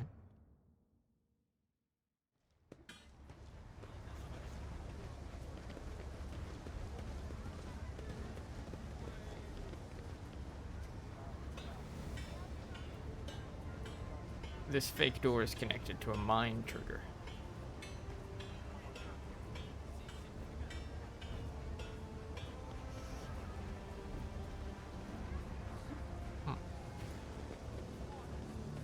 They will see. Oh, yes, they all will see. This one point too. Straight ahead.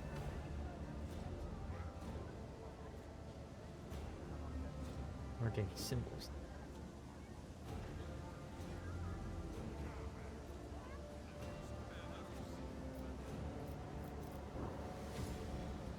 Ah, one step at a time, amidst the madness. This fake door is connected to a mine trigger.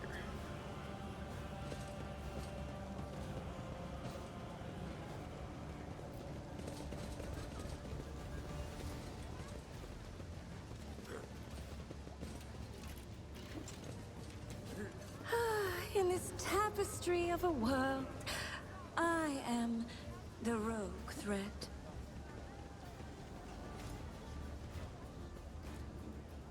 Oh, here's this.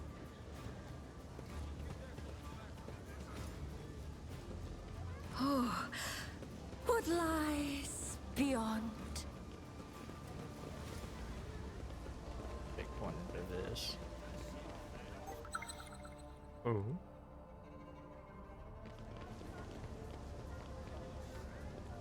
That's just supposed to be the thing there.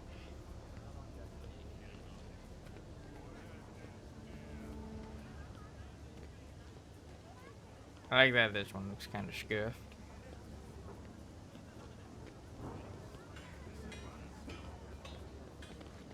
Patience? My nerves are frayed.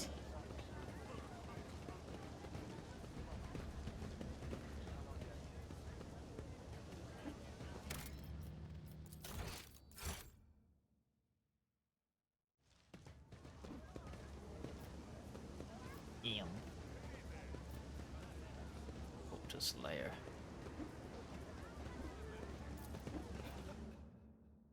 Alright, you heretics.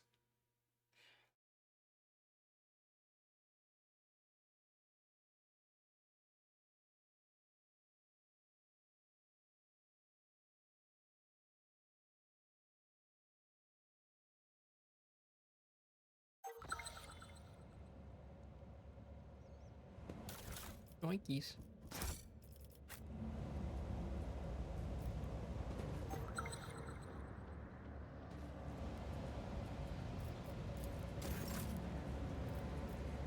Or, no, I think we're gentles. Onward.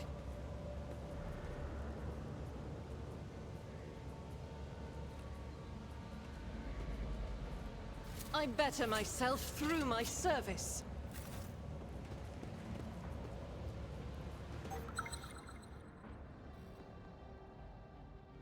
Cast your eye there.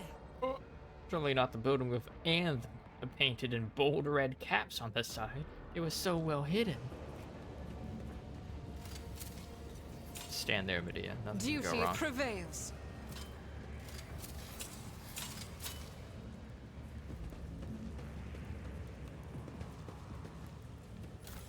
Yoinkies. Uniform kit. Rare cloth dyes. Oh, hell yeah.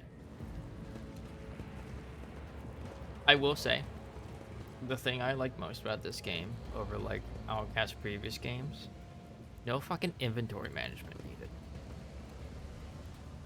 It's like so nice not having to deal with like carry weights. Hey friends. You got another mirror thing. Oh, they don't. They got a person. Open the doors for us. The edge of daybreak. The edge of daybreak.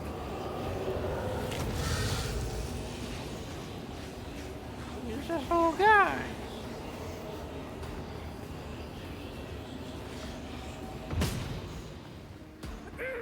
Oh, glorious spectacle of your demise. It's a good I will take inventory you system down. minus the bug to safe.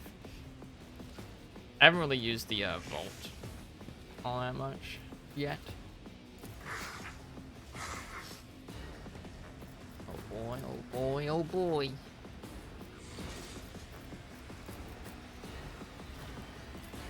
Scowl, take cover Avalon, you get in the front because you're a tanky motherfucker.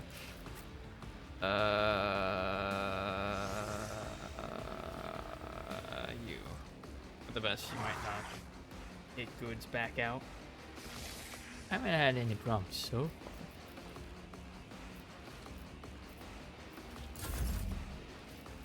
far. Ba-ba-ya. Front line.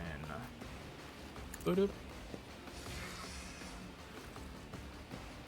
My Abelard's pretty cracked. I'm like, I've been just like killing everything before Abelard even gets to go.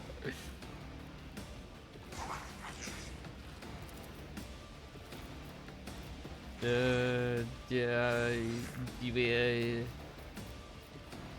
here.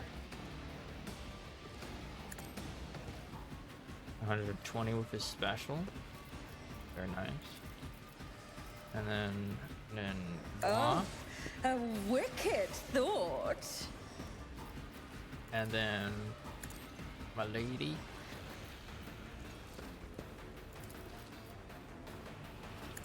Have a free turn.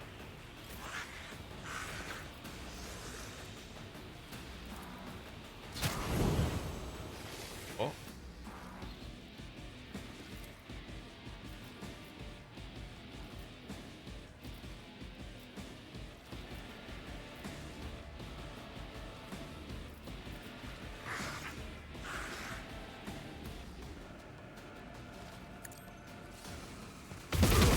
You, my emperor!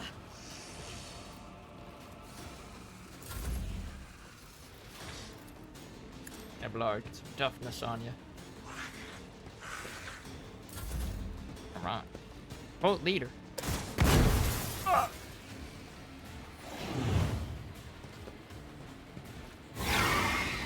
Uh-oh.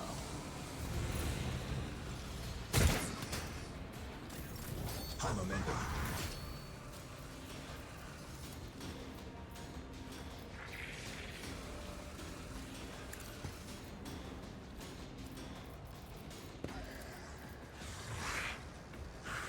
Me?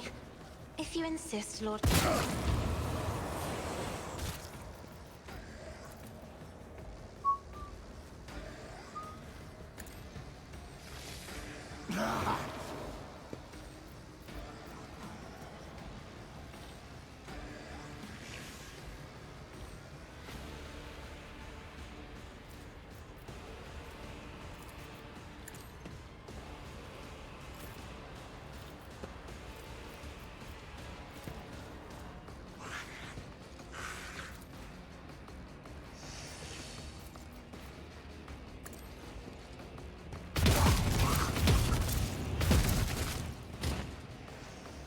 Oh, I thought I killed it already. I'm like, damn. Damn.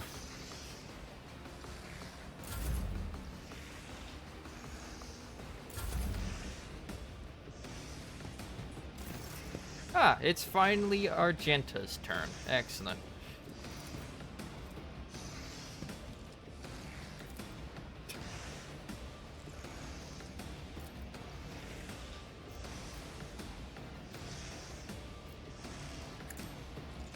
Alright.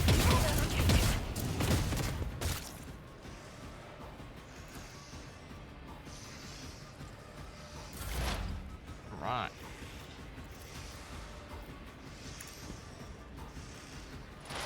And on that boy. And then get this on Anything that else? boy.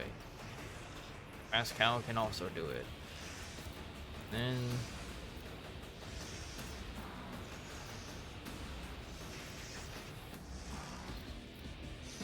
make that first one to go on this guy.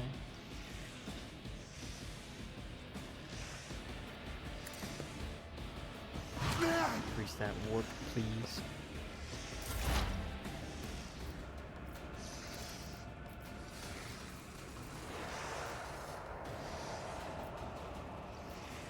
The scriptural prognosis is favorable.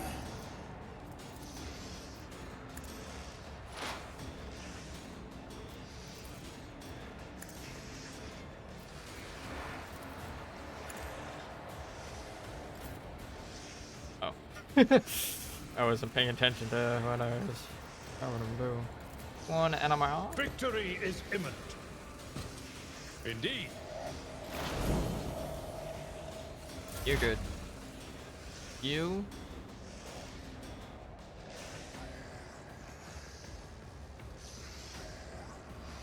Move there.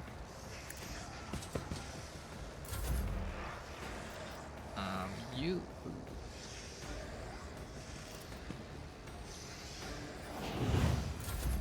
Do that.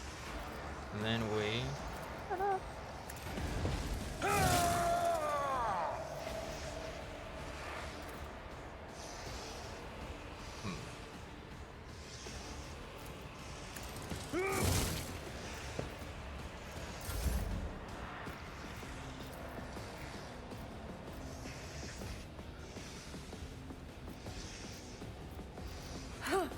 Let's see.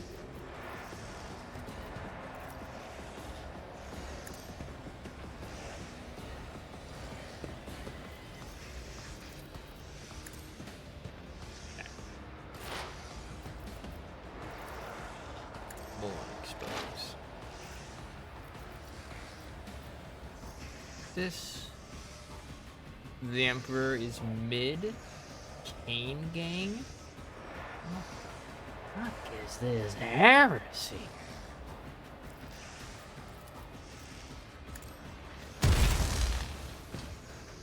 Awesome. I like Pascal. He do big hits. He do the big Your hits. blood will flow! Whatever, nerd. Uh-oh. Oi. 1, 2, 3. 1, 2, 3. Yeah. Damn it.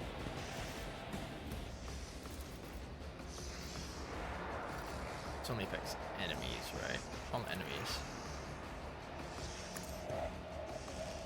Come on out of cover, baby. He did not. And it. Oh, he did. If I may,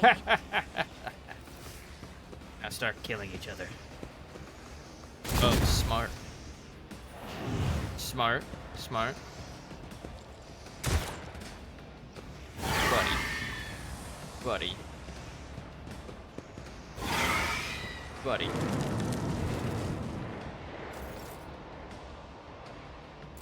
Can't believe they were actually using their forced turns efficiently. Oh, I think it's getting kind of spooky in Faith here. without deeds is worthless. So hi Bliss, how you doing?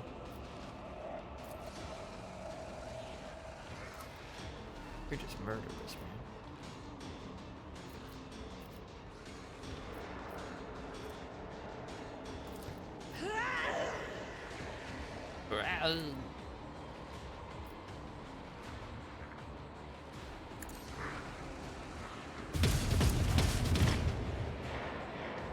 How are you not? Okay, no. Wait, no, he's not dead? Free momentum. Can't tell if he's dead or not. Eating popcorn and making the stage of y'all. And making the stage of y'all's journey.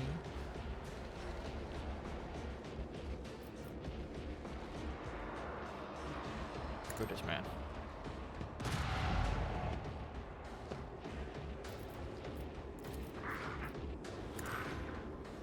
The next stage.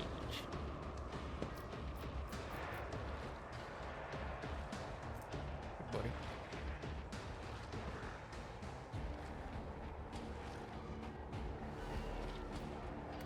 Down the prey.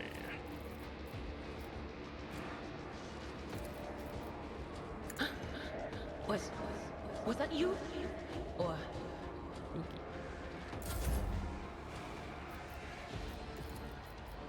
Running binary override.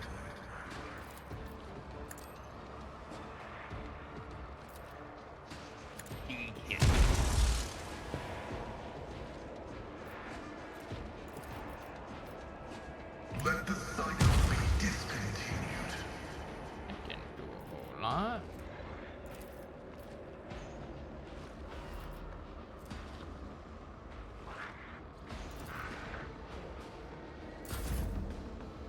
Overload. Picked the wrong ability apparently.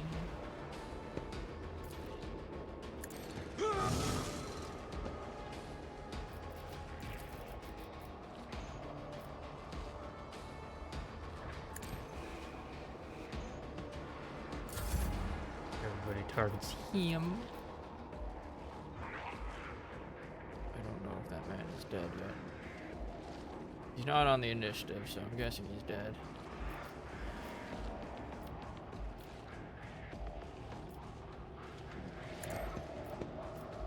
Yeah. Do that.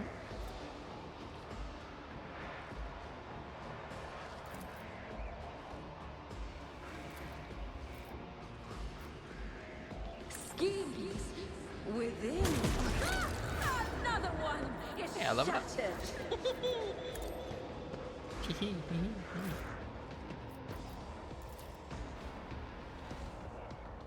Come on out, friend. Another foe painted black.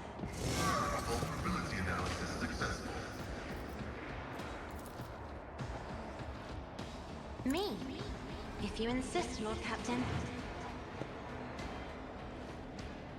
Oh, the one guy died. Oh.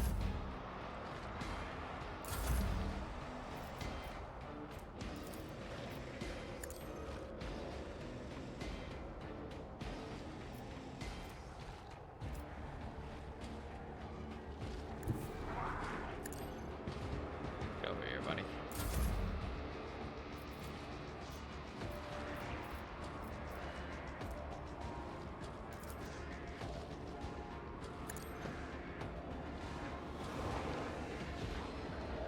Get him.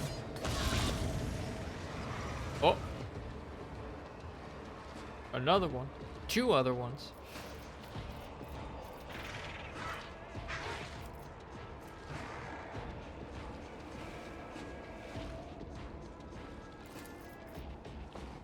I'm not accustomed to being ordered around. They resisted.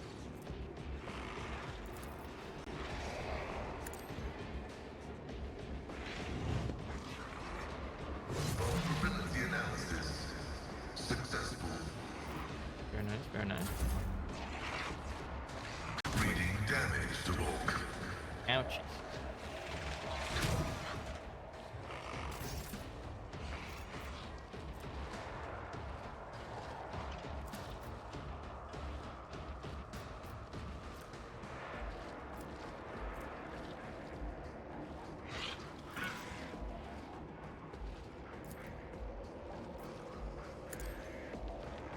For you, my emperor! Doubt is for the weak. As the emperor commands, I am.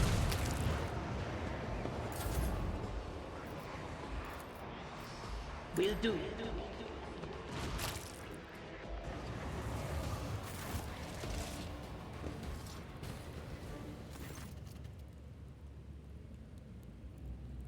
Odetta rushes to the last living cultist and silently, furiously punches him in the face. Blaspheming heretic! Who were you praying to? I know those words. That call to a law. Ardenta doesn't get to finish. The cultist, having dropped to his knees, interrupts her with grating, rasping laughter. Of course you know them. I recognize you, too, Becky. To the corpse on the throne. Haven't you already experienced the power of the true God? Didn't you flee from us, shedding tears? Winter recoils as if from a blow, but then steps forward, grabs the cultist by the scruff of his neck, and makes him look into her eyes, burning like embers. I am one of the Adepta Sororitas, and I have never, not once in my life, fled from heretics and betrayers of mankind. Can't you see he's trying to get under your skin? Adira mutters. I bet he wants a quick bullet to the head instead of a bonfire. Despite her tone, she's looking around anxiously and rubbing her temples. Smells of a dark future, like a noose around the neck. Target. Target must be target. What do you want to know, servants of the corpse, Emperor? The names of my brother, how many of us there are, where we are. I will tell you myself, we are myriad. And we are everywhere, Soon, very soon, you will hear our voices, and when you hear them at your back, so close you can feel our breath, then you will know the power of the true God. Just how many of you vermin are there? First Reich had minors, now here. Pascal pulls a number of instruments out of his robe. You could bet your life that the purpose of these items isn't to disassemble machines, he says casually. Should you encounter difficulties during the information extraction process, I would recommend precise targeting of ganglia. The cultist chuckles arrogantly, but pales under Pascal's calmly probing gaze. How do you know Argenta? Have you seen her on footfall before? Not on footfall. The cultist laughs hoarsely. In another place, she flew right in, like a bird into a snare. Argenta is staring at the cultist, her eyes wide. As if against her will, she whispers two words, Salus Prime. What's he talking about? She snaps out of it as if emerging from a reverie. A planet. A place. It doesn't matter. I know these heretics. I fought them and was gravely wounded. But I swear I never turned from them and ran. She turns to the cultist, her eyes filled with cold fury. You truly have seen me on Salus Prime. Someone among you must know a way to get there. Do you have your own ship? Navigator? Answer me. Ships and maps, roads and doors. We have them all, but our paths are not for you. The true God spins his web, and you are but a fly caught in it. But where is the spider? Cultist's eyes fill with madness.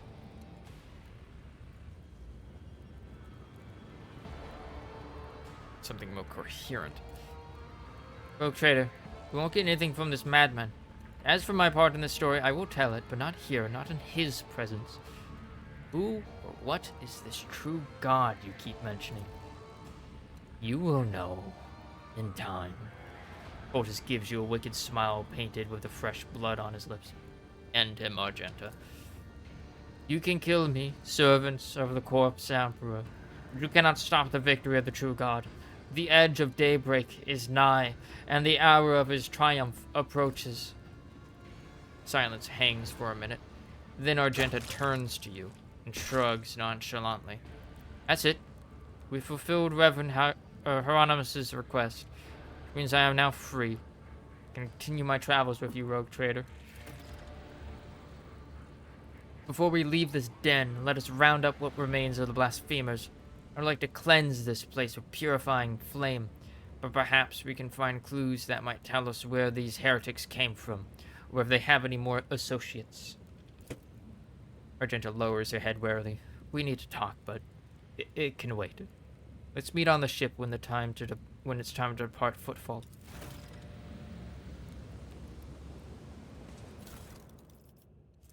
Cultist Hood.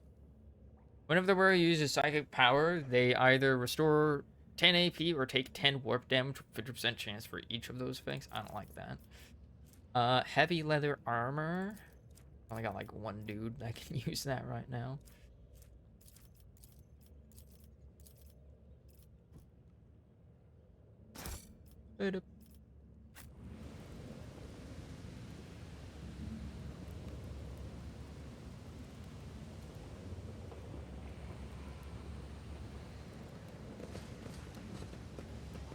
There will be no peace in my wake. Kind of like combat effects are still here.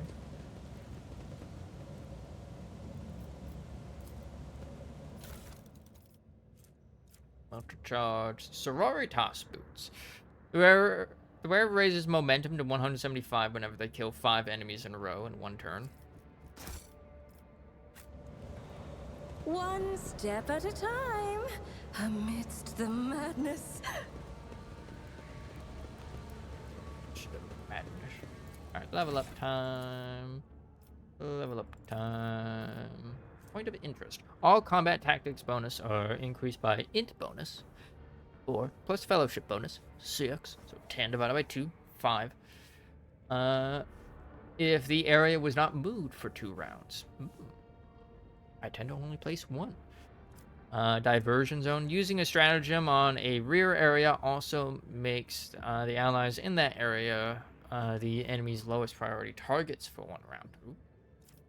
Crossfire zone. Using a stratagem on a frontline area grants allies in the area 10 plus 2 times Grand Strategist int bonus. So 10, 20, 30% increased dodge against other allies' attacks. Enduring zone. Using a stratagem on a combat tactics area grants all allies in the area plus 4 deflection against the next melee hit they take.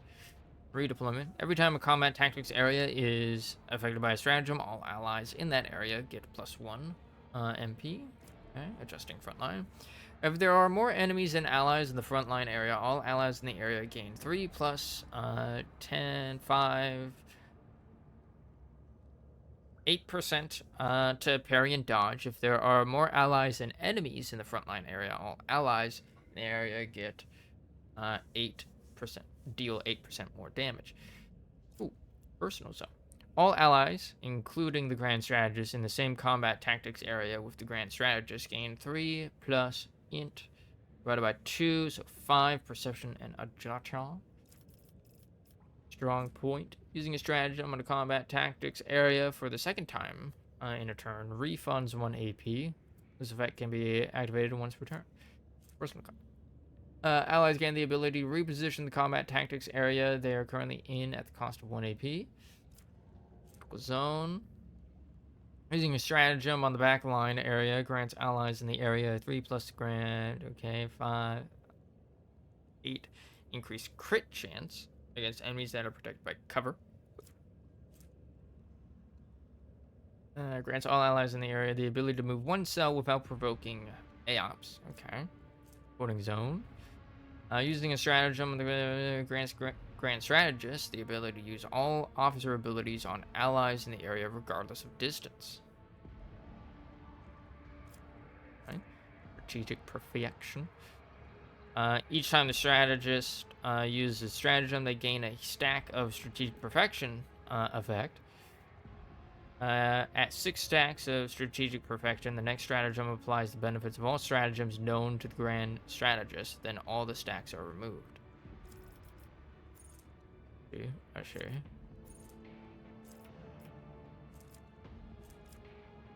Improvised strategy.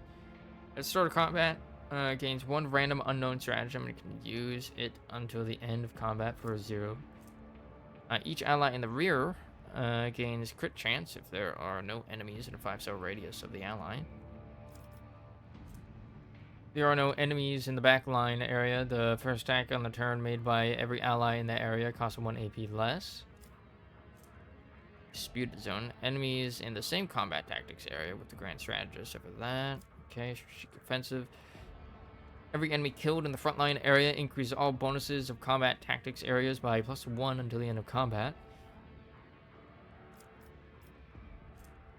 All allies in the rear are healed by medkits. Okay. Rerolls forced by Kozone are made with a -15 penalty. Overwhelming resistance tests or willpower resist tests forced by overwhelming stratagem are made with a penalty. I have that one. Yeah, I don't have that one. Why can I do that? Bard Lucas. Of course we got these. Mm-hmm.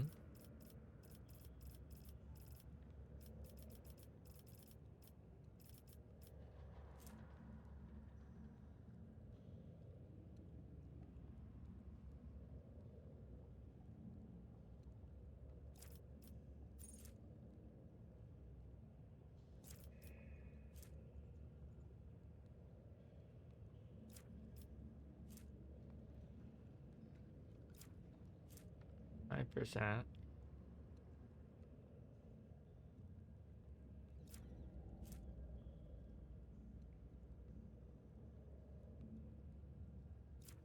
Okay.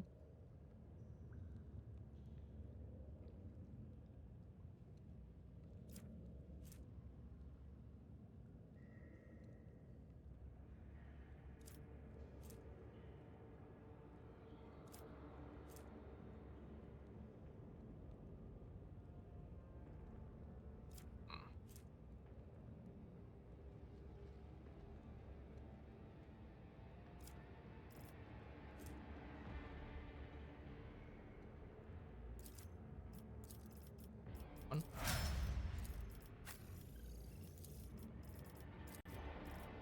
Alright, share the spoils. Whenever an ally kills prey, the bounty hunter gains half of the bonuses granted by Hunt Down the Prey. Gruesome kill. Whenever prey is killed, all enemies in a 10-cell radius around the prey have their agility reduced by 5 times prey's difficulty tier times for 2 rounds. Okay.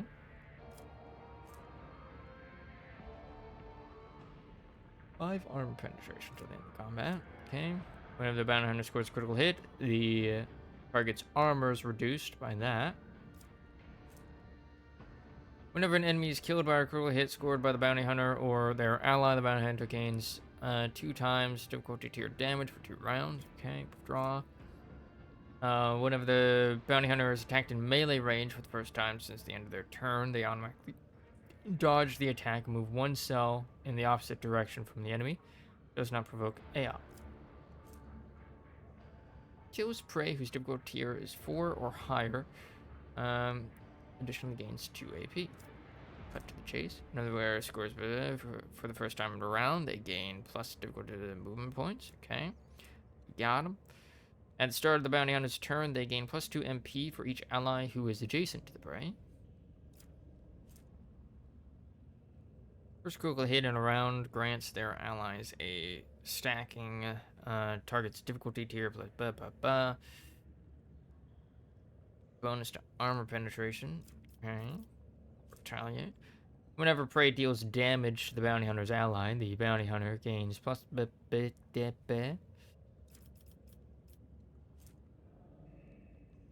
allies gain 3 plus 8 critical hit chance against enemies affected by 1 or more of the following effects: prey, trailed, or immobilized. Okay. Savor the kill. Whenever prey that is not being trailed is killed by an enemy, the bounty hunter gains an extra turn with half their MP and AP. Cannot attack during this extra turn. Oh. Fail and shatter. Hot on the Trail now has an unlimited range and reduces the target's armor by 8% for 2 rounds. Whenever the bounty hunter hits an enemy with an attack, they inflict the catch effect on the enemy. At the start of the bounty hunter's turn, that target suffers a stacking minus 2 times catch's difficulty tier plus 5% penalty to their armor and dodge. Once the catch moves or suffers damage, the catch effect and penalty are removed. Whenever the kills an enemy with a critical hit, all allies in a 7-cell radius around the target gain a crit chance until the end of combat. Stacks. Ooh, baby. When a bounty hunter performs a single shot attack on a immobilized or certain target, no, he uses melee. Whenever a bounty hunter kills an enemy whose difficulty is full or more, bounty hunter immediately reloads their weapon. Nah.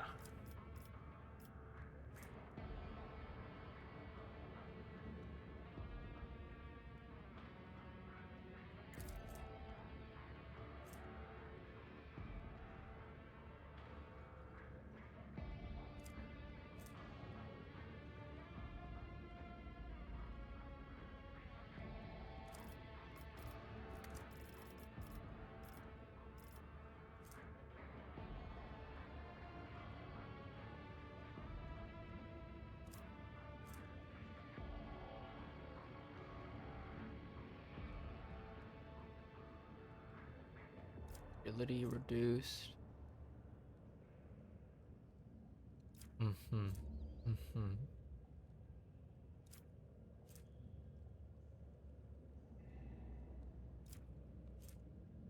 noticing a lot of crit things. I'll go share the spoils.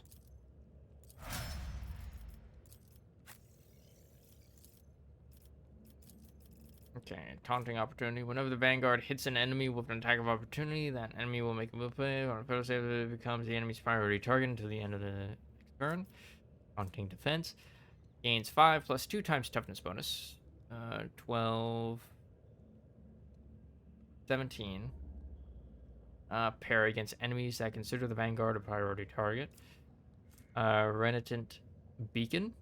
Each stack of unyielding beacon additionally increases armor and parry by 1%. Formidable distraction. All enemies in 2 cell radius around this suffer 5 minus penalty minus 5, 6, 7, 8% penalty to dodge against all attacks except the vanguards.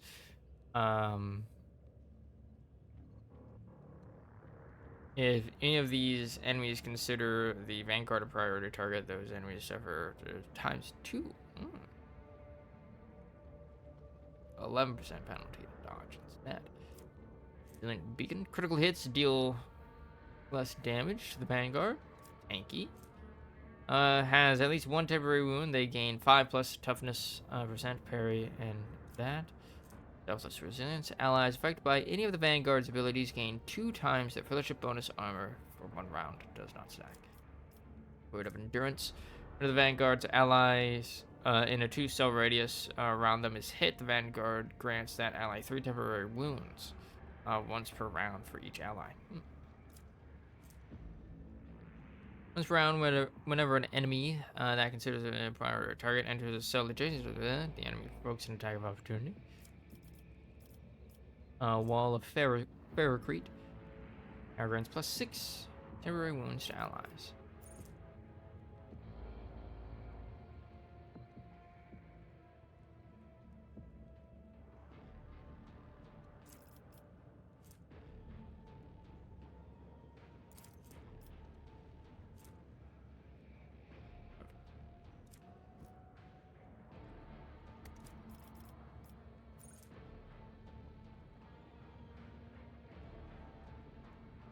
I don't know if that's like better or not.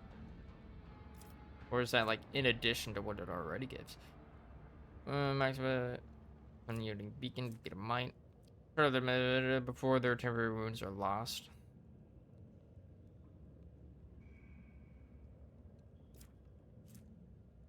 An attack made by an ally hits the Vanguard for the first time. Defensive Comrade. Has at least 1 ally in 2 cell radius. The Vanguard gains parry. Word. All allies adjacent to the Vanguard's abilities, but not the Vanguard themselves. Center of attention. For each enemy that considers the power as armor is increased by 5. Okay.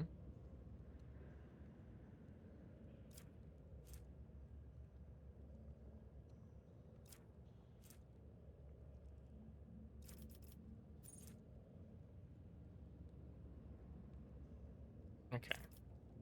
Like, I couldn't remember what that did.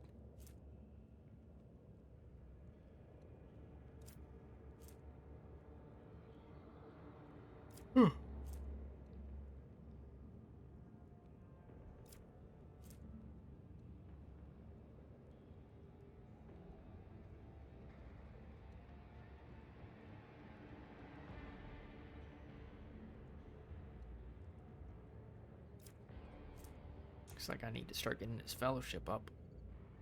A lot of his stuff is fellowship based.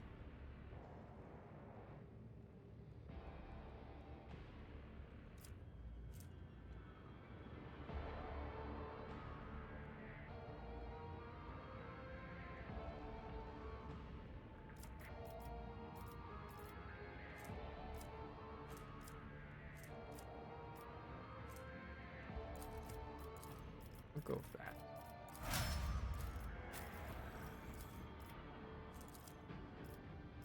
Okay.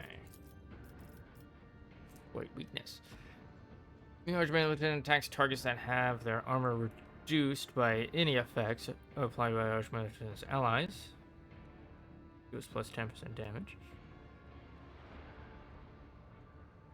The Archman Lieutenant attacks targets that have the plus 2 damage. Used by any effect. Okay. 2 stacks of versatility.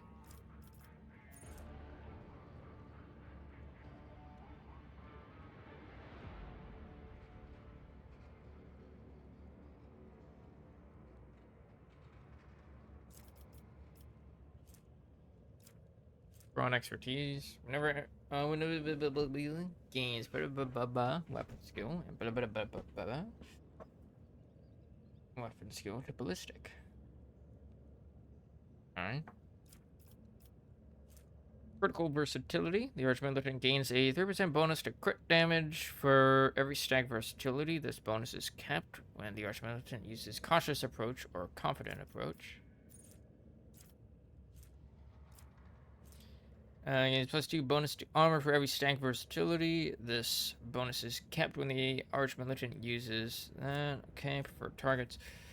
Attack targets have they're reduced by that. 10 crit chance. 20 crit parry.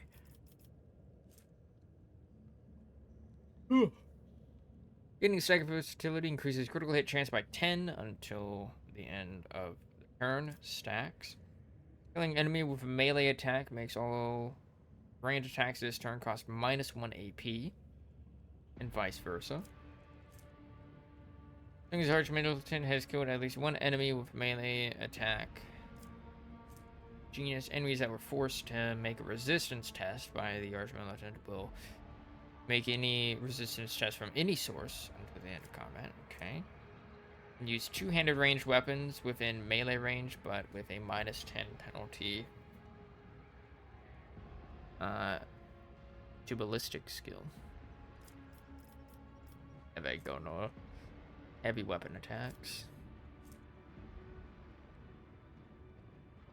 Have a priority target regardless of whether that target is an Archmilitant or someone else.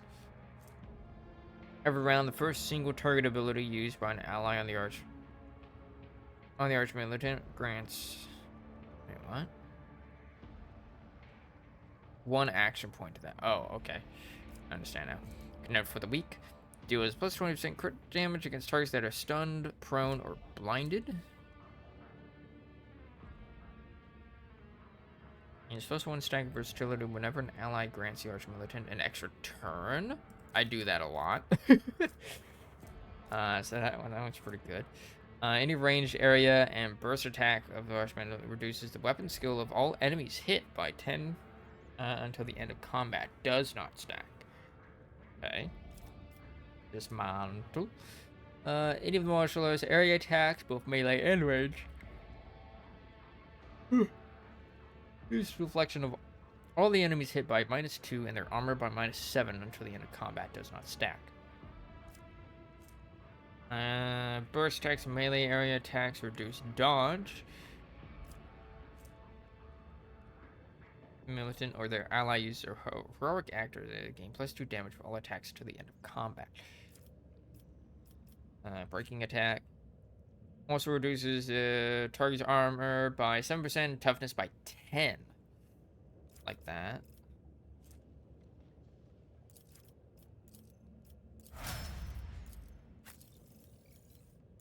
Master Tactician.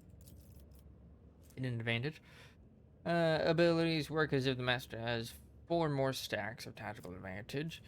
For every enemy hit by the gains 1 stack of tactical advantage. Very good with my AoE stuff. Nerves of Steel. Whenever the Master Tactician or their allies gain momentum, they gain +1 more. Whenever the Master Tactician or their allies lose momentum, they lose 1 less.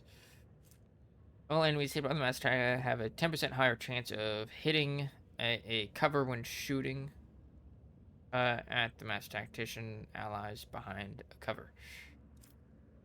Okay, against all odds. Begins combat with additional attacks equal to the number of enemies. Okay. Death deals 12% more damage to targets with less than 50% wounds. Reliance. Don't have this. Using Linchpin now spends only 1/4 of tactical advantage instead of 1/2. In the hero's footsteps. Immediately gains an extra turn with their fellowship bonus divided by 3. So 1 AP and full MP the first time any of the master use a heroic act in combat. This extra turn takes place after their ally finishes their turn. Personal involvement. Every enemy killed by the Master Tactician increases the Master Tactician's resolve by 1. Elevation. Using make hits on an ally under the effects of matches and archetype abilities heals the ally an additional wounds. Tactical respite. Whenever the reloads a weapon, she doesn't have a reload. Grenades cost 1 less action point to use to a minimum of 0. Okay. Whenever the master tactician heals an ally, that ally gains 1 resolve. Okay, support the advance.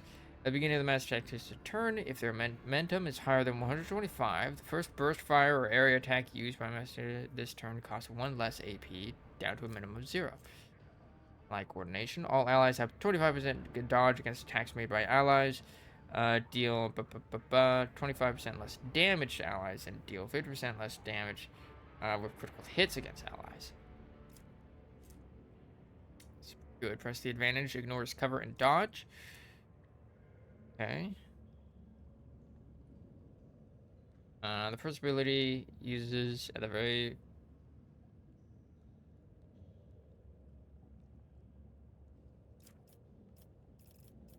logistical superiority. Or the master tactician's allies use a consumable item or reloads a weapon to gain 2 tactical advantage. Whenever ally grants the master tactician stacks of tactical advantage for every stack granted. Spends tactical advantage stacks on abilities. Critical damage dealt by the master tactician increased by 1% for every stack spent until the end of the turn. On victory, every critical hit scored by a master tactician grants them momentum equal to resolve divided by 2, so 3. Works up to 3 times per turn.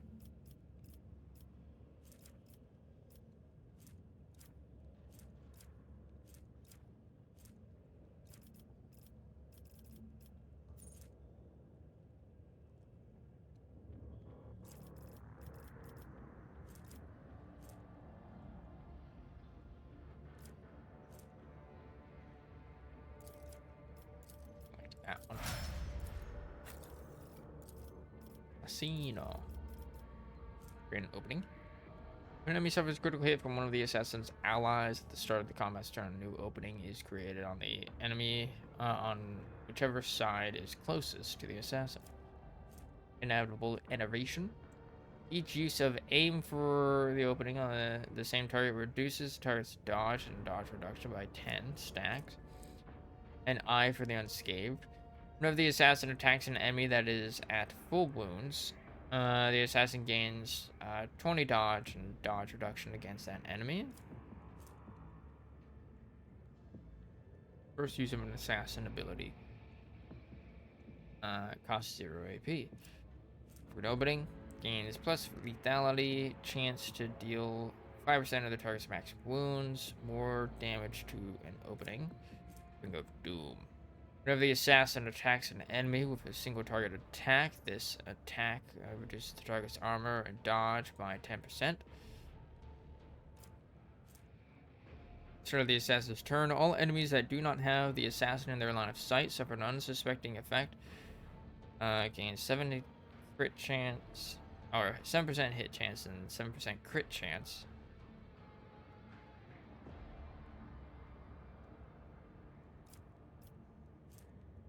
And the calculation, for every 10 damage dealt by an assassin's attack, that attack also deals 1 direct damage to the same target.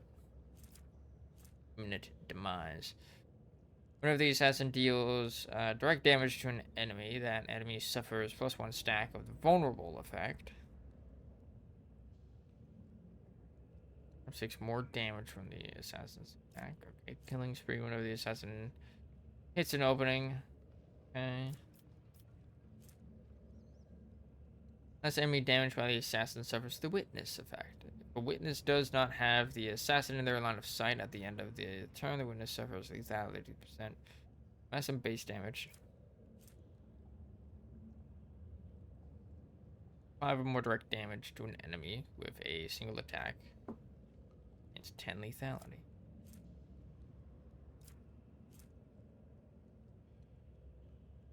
It's a target with an attack that has 100 lethality or greater.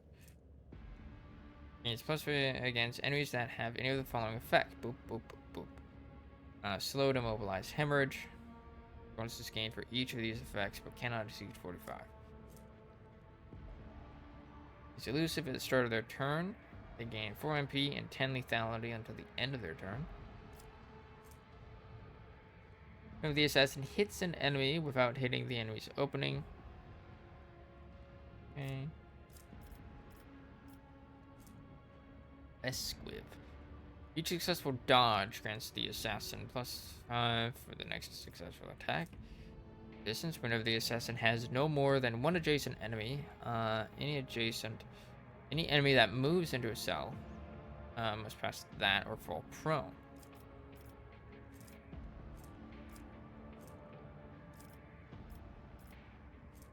Hey, Dance Macabre.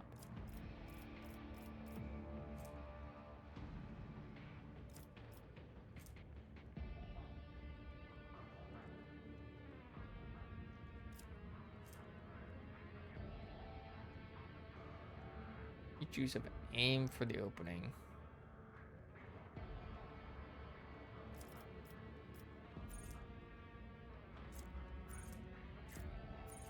That's this.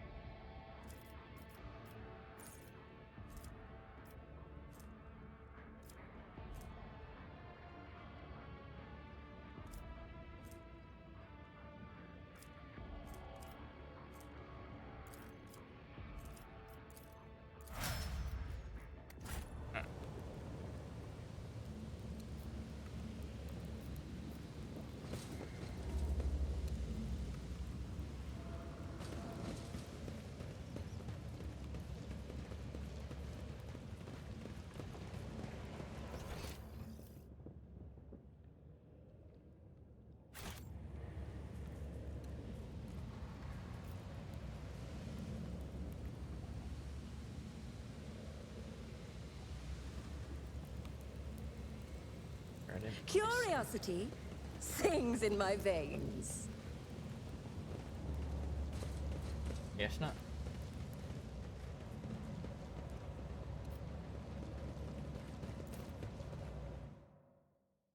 Well, guess not.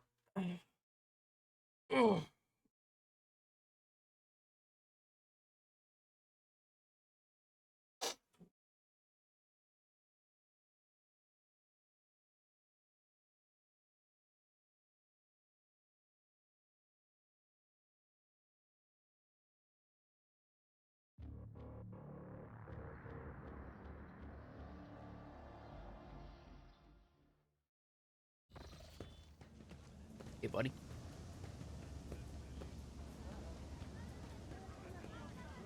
Right. In this tapestry of a world, I am the rogue thread.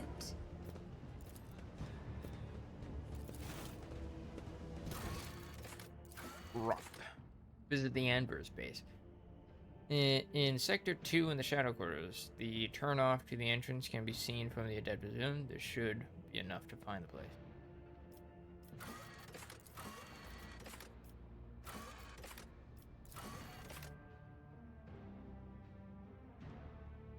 Your warehouse is located in the northeastern part of the Shadow Quarters.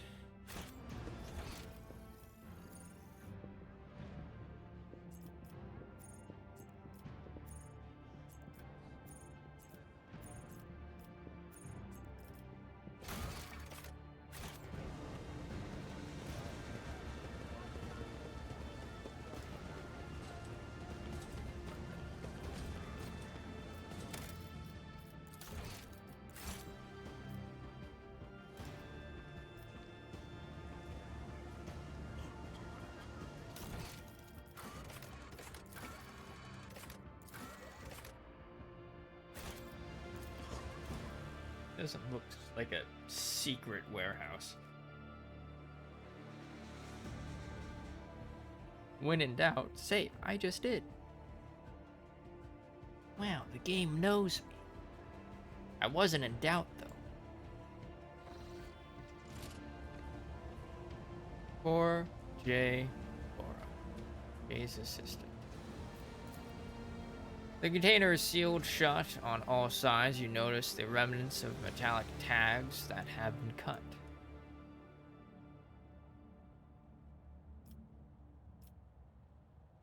Sector 2. Oh.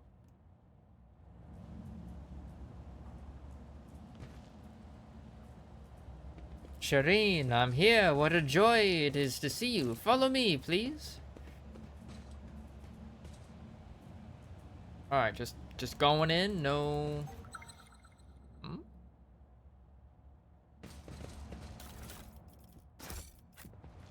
Like, no warning. Just entering.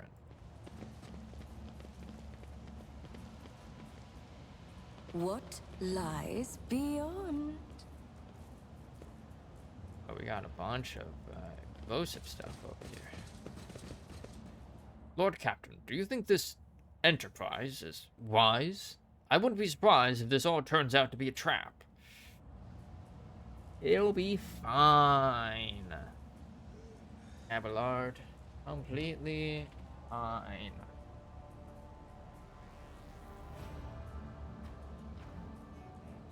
I concur with Master Rosarian. This place reminds me of the maintenance modules on Yurok 5. All the colors are so rubby.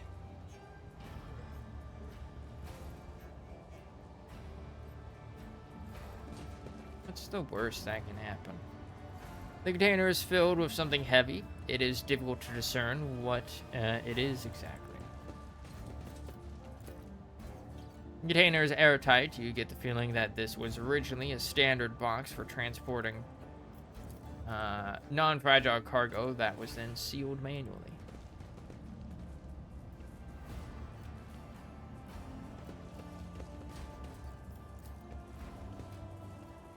The container is airtight. You get the feeling that this was originally sealed manually. Oh. Alright, Jay. Yes? Can I help you? Have business with me? I guess we're just fighting. We're just fighting. Patience. My nerves are frayed.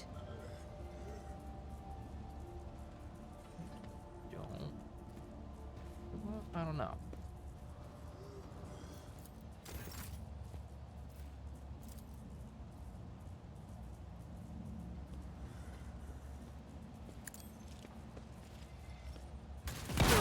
What an amusing attempt at defiance!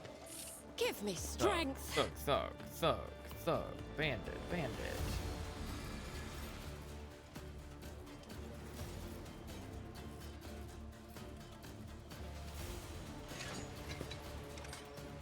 Maybe don't stand right next to the barrel.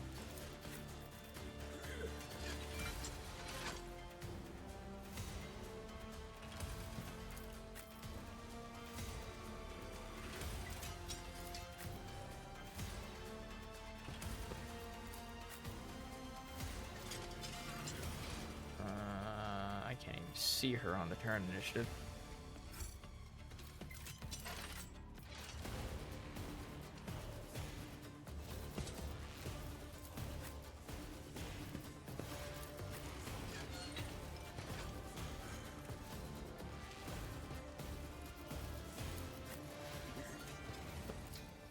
I'll let myself be next to the barrel.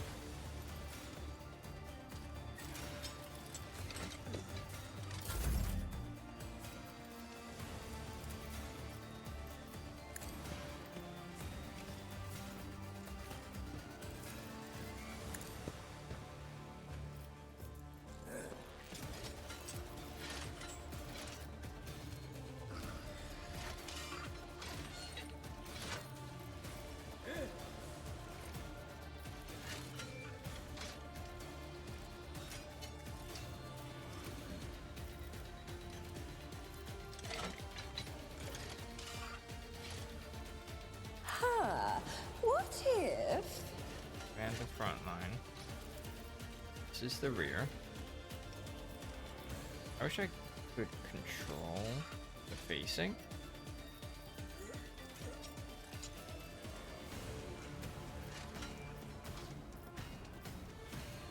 sec. I have no idea how the fuck this thing calculates the pacing.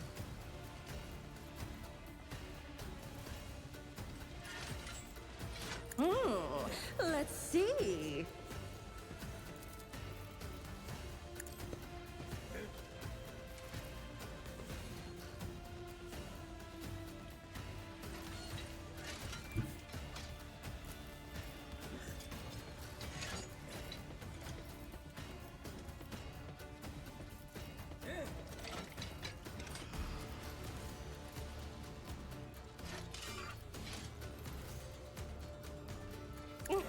A wicked thought.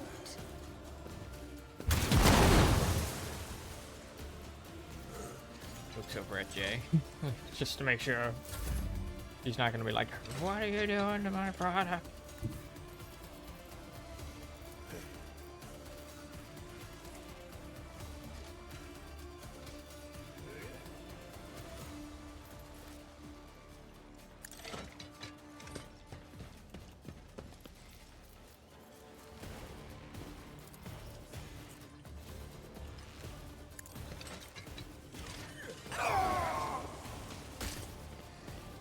Very nice.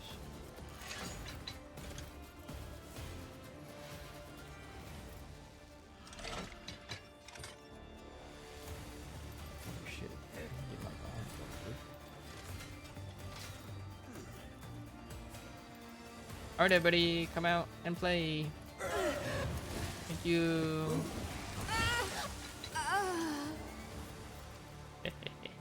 Isn't this a job for the serfs?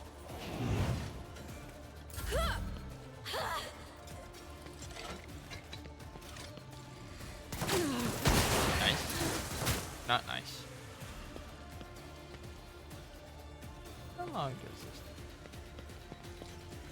take? Not nice. Kill the ash mags. Aim for the fuel barrels. They go up just beautifully, but stand well back. Please give me an extra turn.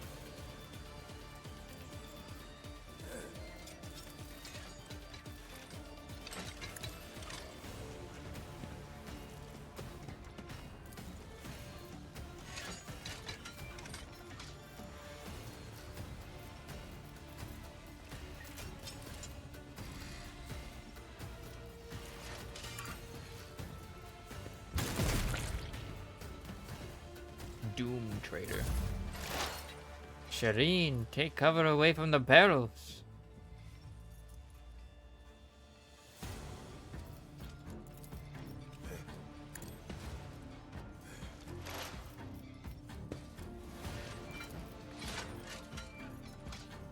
Anything else?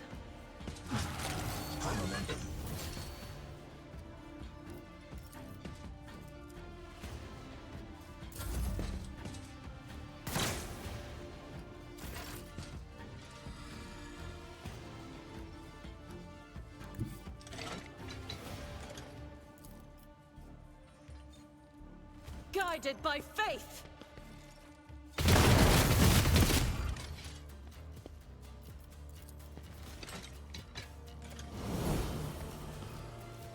Alright.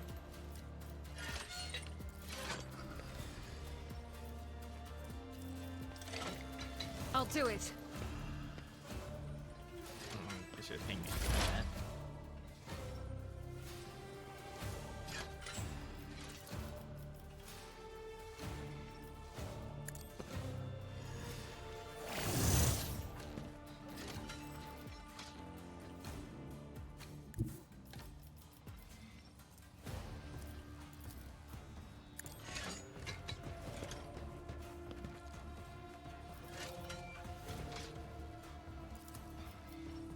My vow is to serve.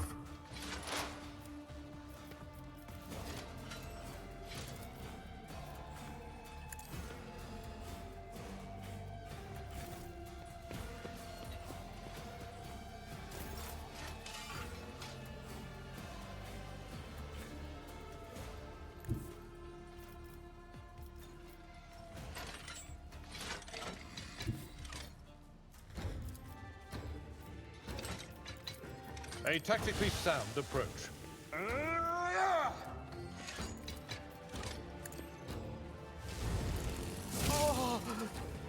Someone else can do this. Very nice.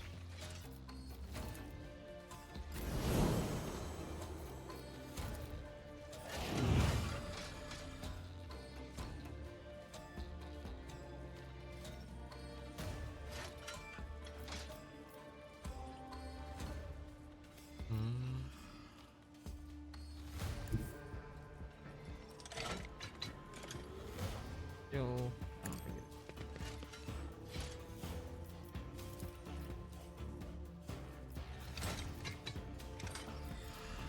I'll show you why navigators are feared.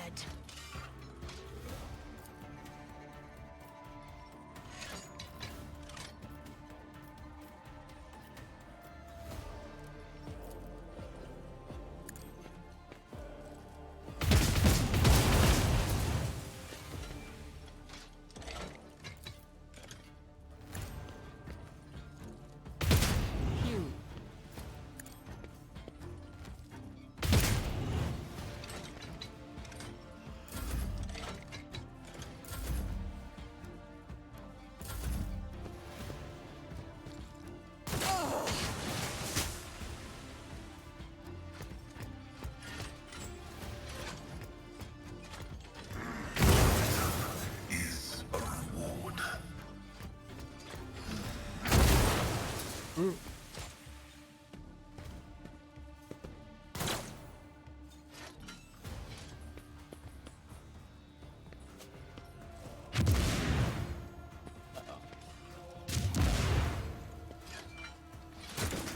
Like how the cover's making her resist against the save. Argenta.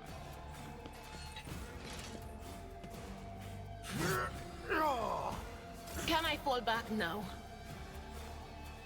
Uh-oh, stinky.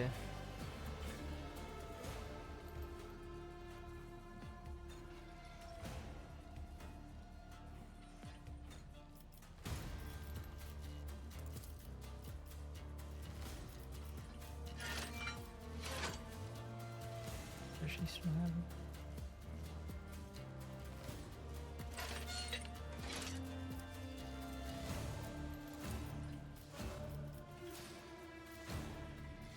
Oh shit, he needs to be healed. I am powerless to act. Not in line of sight.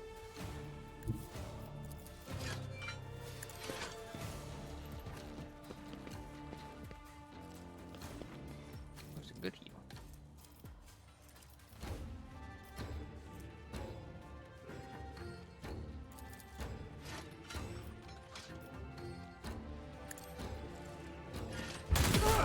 A predictable downfall.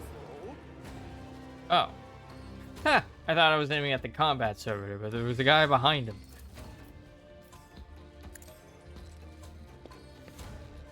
Oh, whoopsie.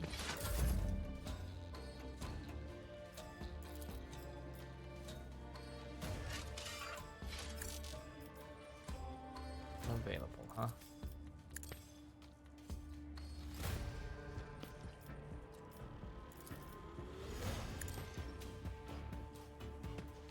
That's not the Seneschal's job.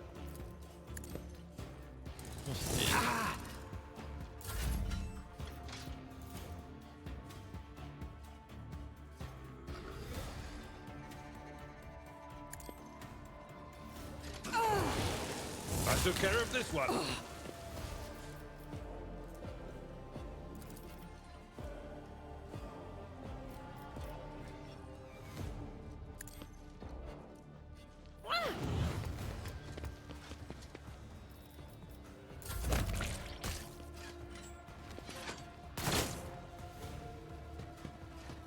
Servitors, they're slow, but they hit hard. Never cross a Kazbalik.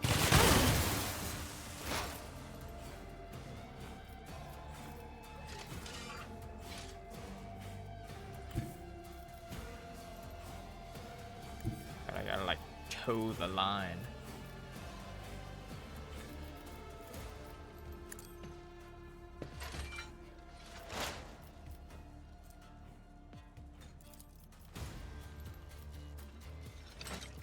But of course.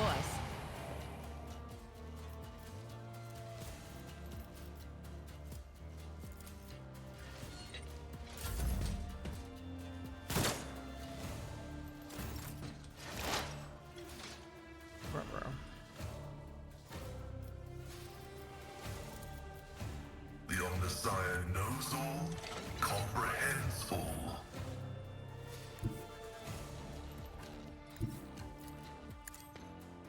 Suffering is part of the Messiah.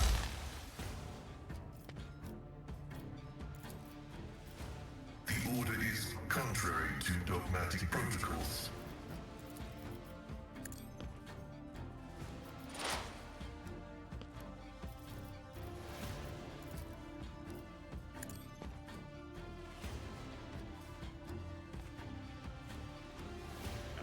Who's this other guy that's left?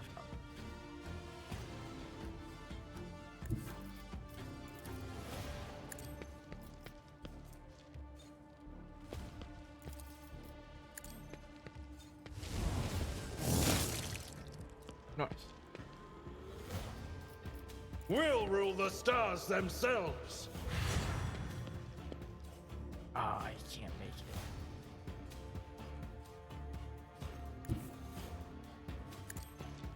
Ow.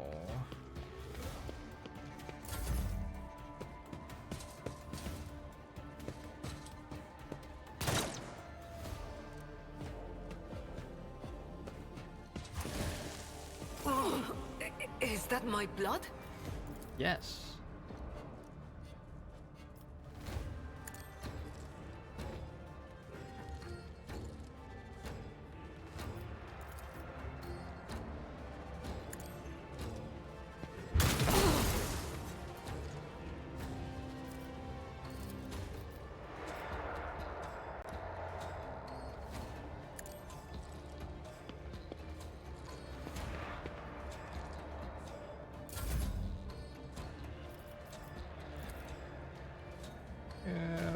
Buddy. Come on out. Thank you. If only that were possible.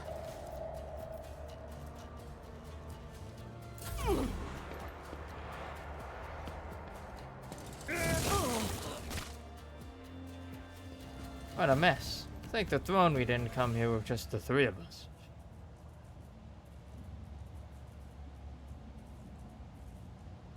Shut up and get moving, Core. We need to open the passage in the tunnels and let our guys in. Jay, you're on signal.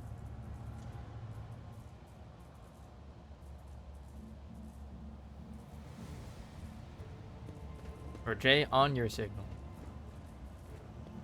These ass bags here to touch something from the cargo. 2, 3, 5. Oh, thanks the exalted one. One, those ash mags didn't have time to make off with anything. Jai carefully inspects the containers emblazoned with markings from some unknown freight operator, then smiles and touches the comm bead in her ear. Give me 2 minutes, Shireen. I'll send the coordinates to my loyal crew who will deliver my property somewhere safe.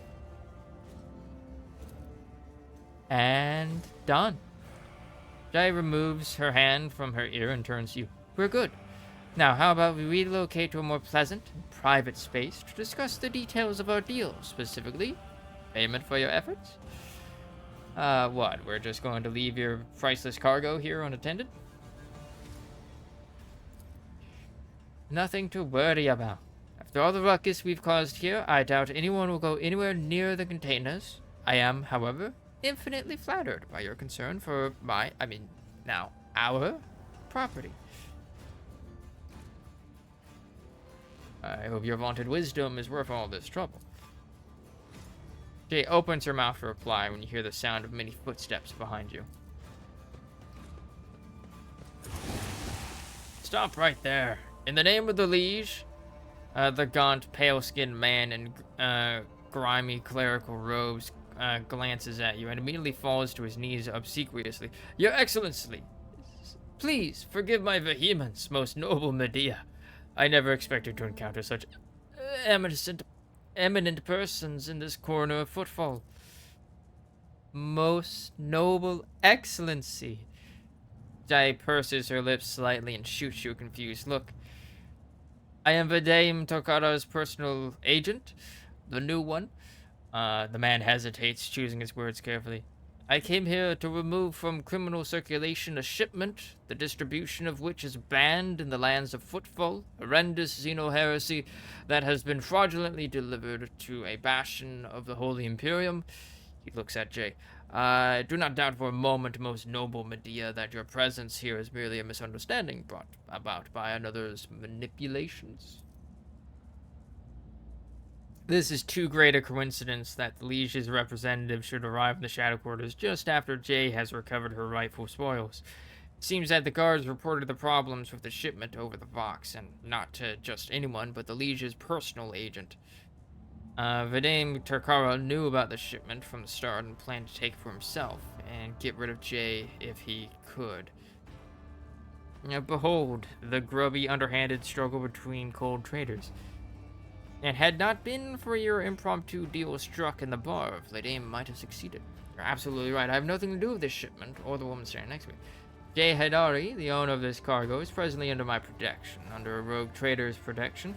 Tell your master that he should think twice before crossing her from now on. This cargo belongs to the Von Valancius dynasty. Is Lord Takara trying to encroach upon the property of a rogue trader?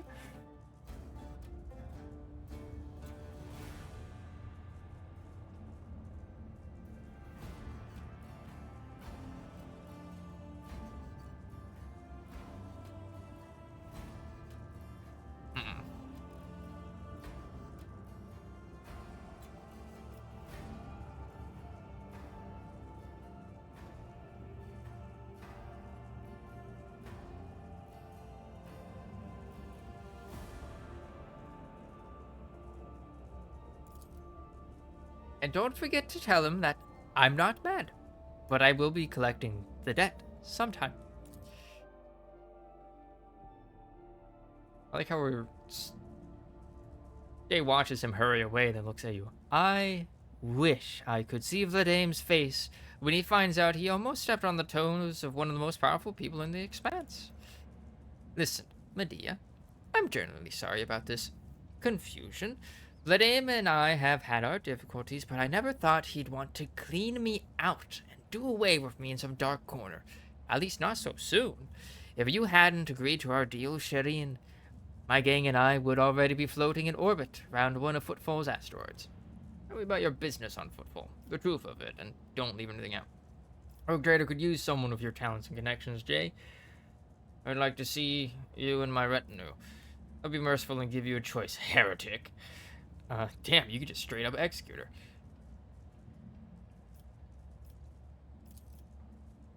Alright then. This isn't my first year in the Expanse. It's not my first year in business either.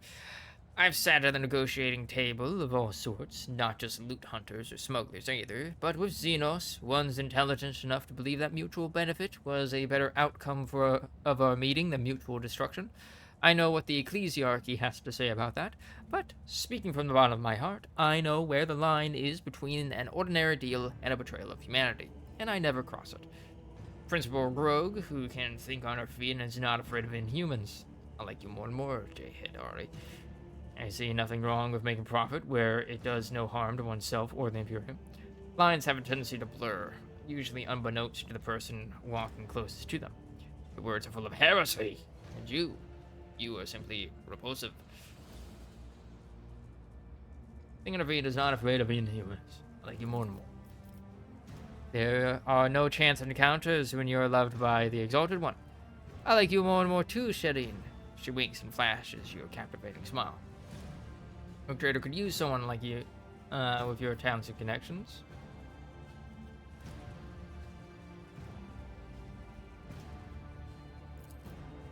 Exalted One bless you and your entire dynasty. I wouldn't say no to marking the occasion properly. It's not every day you embark on a brilliant new business partnership. Abelard gives you a look of reproach. Of course he does. You sully the Von Valancius name by inviting people like her into your retinue, Lord Captain. The decision is yours, but do not be surprised if unsavory rumors start to spread on Footfall. Argenta regards Jay. It is a strange circle you are forming around yourself, Rogue Trader. Wait until I start recruiting aliens. Sister Argenta. Jay gives her an almost lecherous once-over. I've heard all about your deeds on Footfall, but I never would have guessed there was an angelic beauty behind all the idle gossip. And while we're at it, Shireen, when were you going to reveal your true identity to me? Jay cocks her head to one side curiously. I am infinitely flattered by your attention, but if I had known I was talking to a rogue trader, not an envoy of one, I would have shown some decorum. I wanted to talk like normal people do. For a woman of my status, it's a rare treat. You were hardly forthcoming yourself. Neither of us have been completely honest. I wish we could forget decorum entirely in each other's presence. When I do something and why is solely my decision to make, I'm not going to explain my reasons to anyone. I wish we could forget decorum. What a scandalous proposal. Jai lowers her eyes in feigned abashment, then immediately shoots you a sultry look. Scandalous and tantalizing. We're flirting up a storm already. Oh no. Either way, I'm entirely willing to join your retinue. From now on, my knowledge and expertise are entirely at your disposal. Oh, and one more thing. If you're interested in a rather lucrative offer, one that can give the Von Valakius Protectorate a leg up, I'd say now isn't the time to be thinking about such things. But once we get back to your ship, perhaps you could spare me a minute, Shireen. Oh. I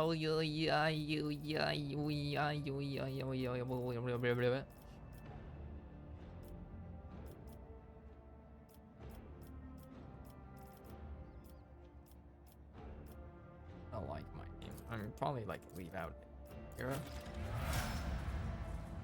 Oh, all that stuff is gone. Yes. Cool trader who recently joined. In the shadows of the Imperium's ignorance, my genius blossoms. Oh, how they fear the brilliance that eludes their narrow vision. Okay, what are you? Oh, we get to pick. We want you to be. What kind of build you got? That. What kind of inventory you got?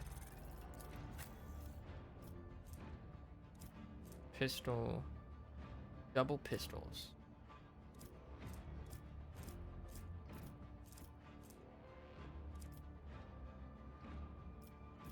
What is this? Exotic. Hurricane pistol. Xeno artifact. Splinter pistol. Oh, she got all kinds of Xeno artifacts. Woo. She's not tanky, so we don't want to give her Vanguard.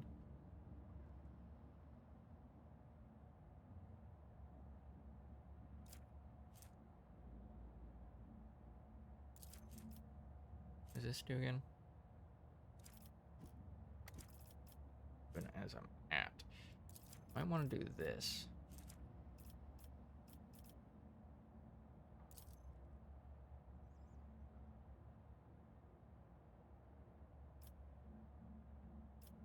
Okay. Inspire. Okay. Target gains +1 damage, +1 additional damage for every 10 stacks of tactical advantage the Master Tactician has, but the Master Tactician loses half. Lynchman. The target ally or the Master Tactician gains 1 resolve for every 5 stacks of tactical advantage the Master Tactician has, but loses half.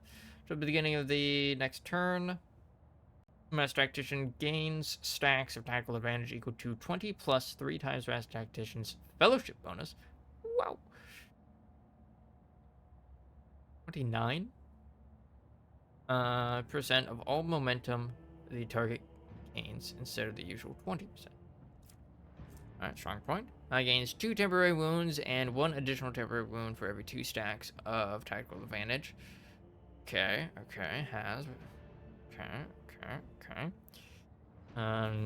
So the beginning of the Master Tactician's next turn, whenever the target loses temporary wounds from damage, the target gains momentum equal to the number of temporary wounds lost. An objective. Marks an enemy. If that enemy is killed by one of the tacticians before the beginning of the next turn, that ally gains 10 plus 2 times that ally's resolve momentum and plus 5 to all characteristics until the end of combat. Good. Fervor. The Master Tactician suffers direct damage equal to 20% of their maximum wounds. Sets cooldown of Linchpin, Inspired Strong Point. Finish the job. Can only be used on enemies with the unfinished business effect. This effect is applied to enemies which are attacked by the Master Tactician's allies, but not by the Master Tactician, and have less than 50% wounds. The Master Tactician immediately attacks the target with a single shot or strike. This attack does not count towards the attacks per turn limit, dealing half of the weapon's maximum damage and an additional plus ballistic skill bonus damage. Okay. Oh, she has tech use as well.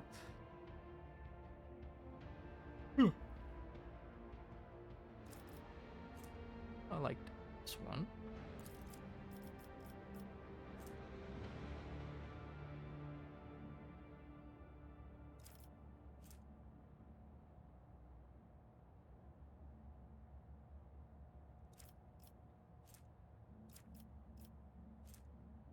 One AP.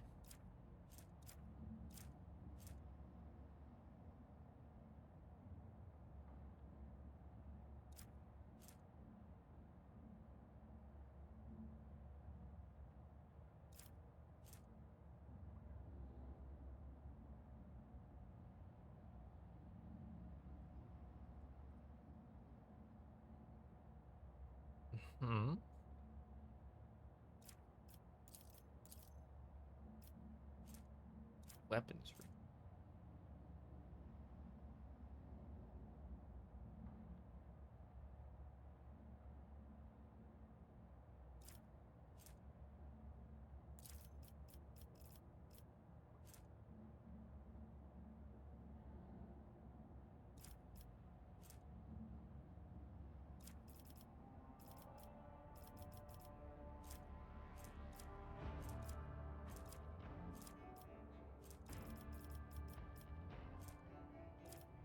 Primary objective. Also makes the target suffer 7% more damage from any source until the beginning of the turn. Alright. Yoink.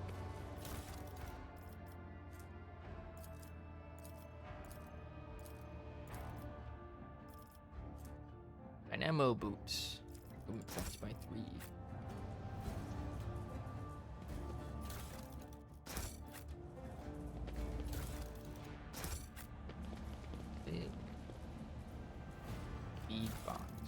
Is this? Hair holster. Once per turn, when the wearer scores critical hit with a pistol, the next attack with a pistol costs 0 AP.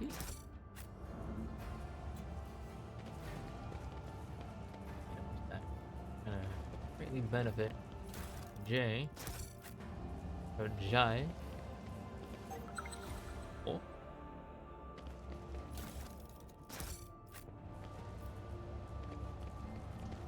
What is this?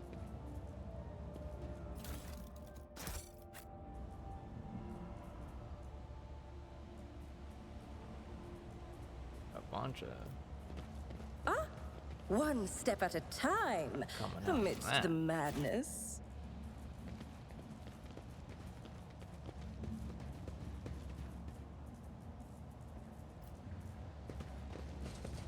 Okay. All right.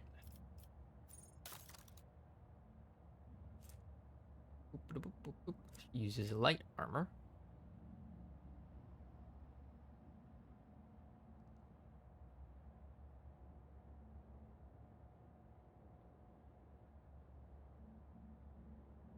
Its agility is more than 40.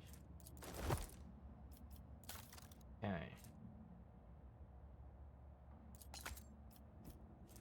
Got 2 pistols. Dynamo boots. Movement points by 3. Pretty neato.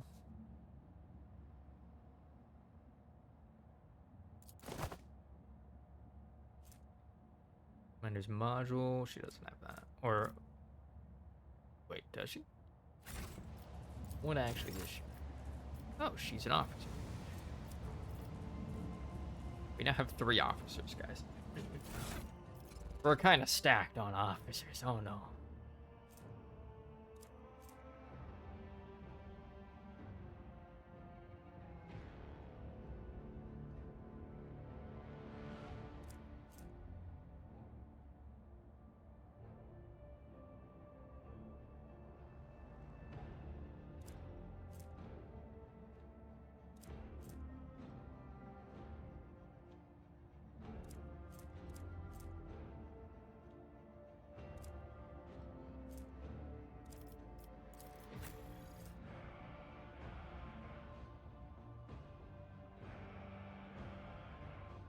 Let's see, when it goes 2 or more enemies in a single attack, the attack will spend all of the wearer's ammo.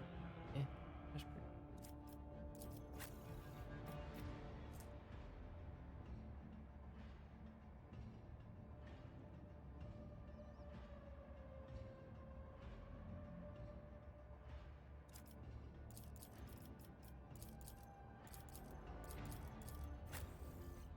That didn't want to work.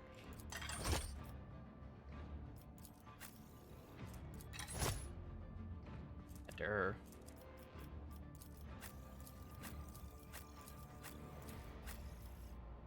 What capes we got? Into burning.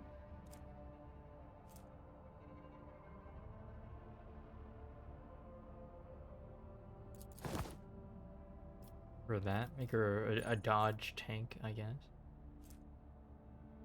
Sometimes we're gonna deal an additional that.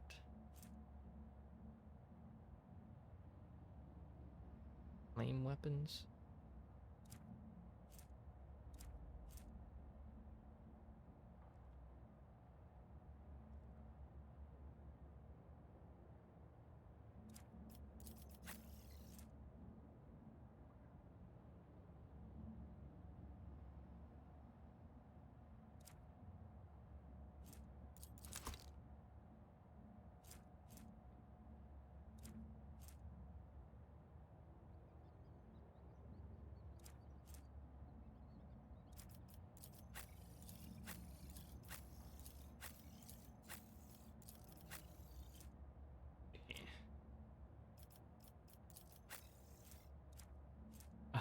She's not an iconoclast.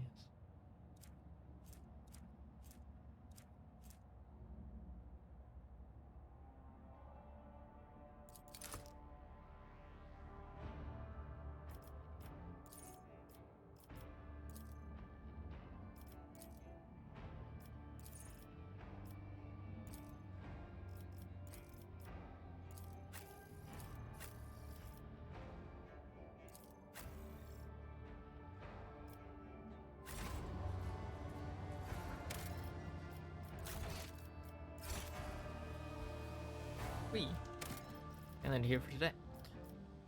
It'll be 8:30 and I'm tired. I'm tired. I'm running on 4 hours of sleep. And I got work. So I would like to get some sleepies for that.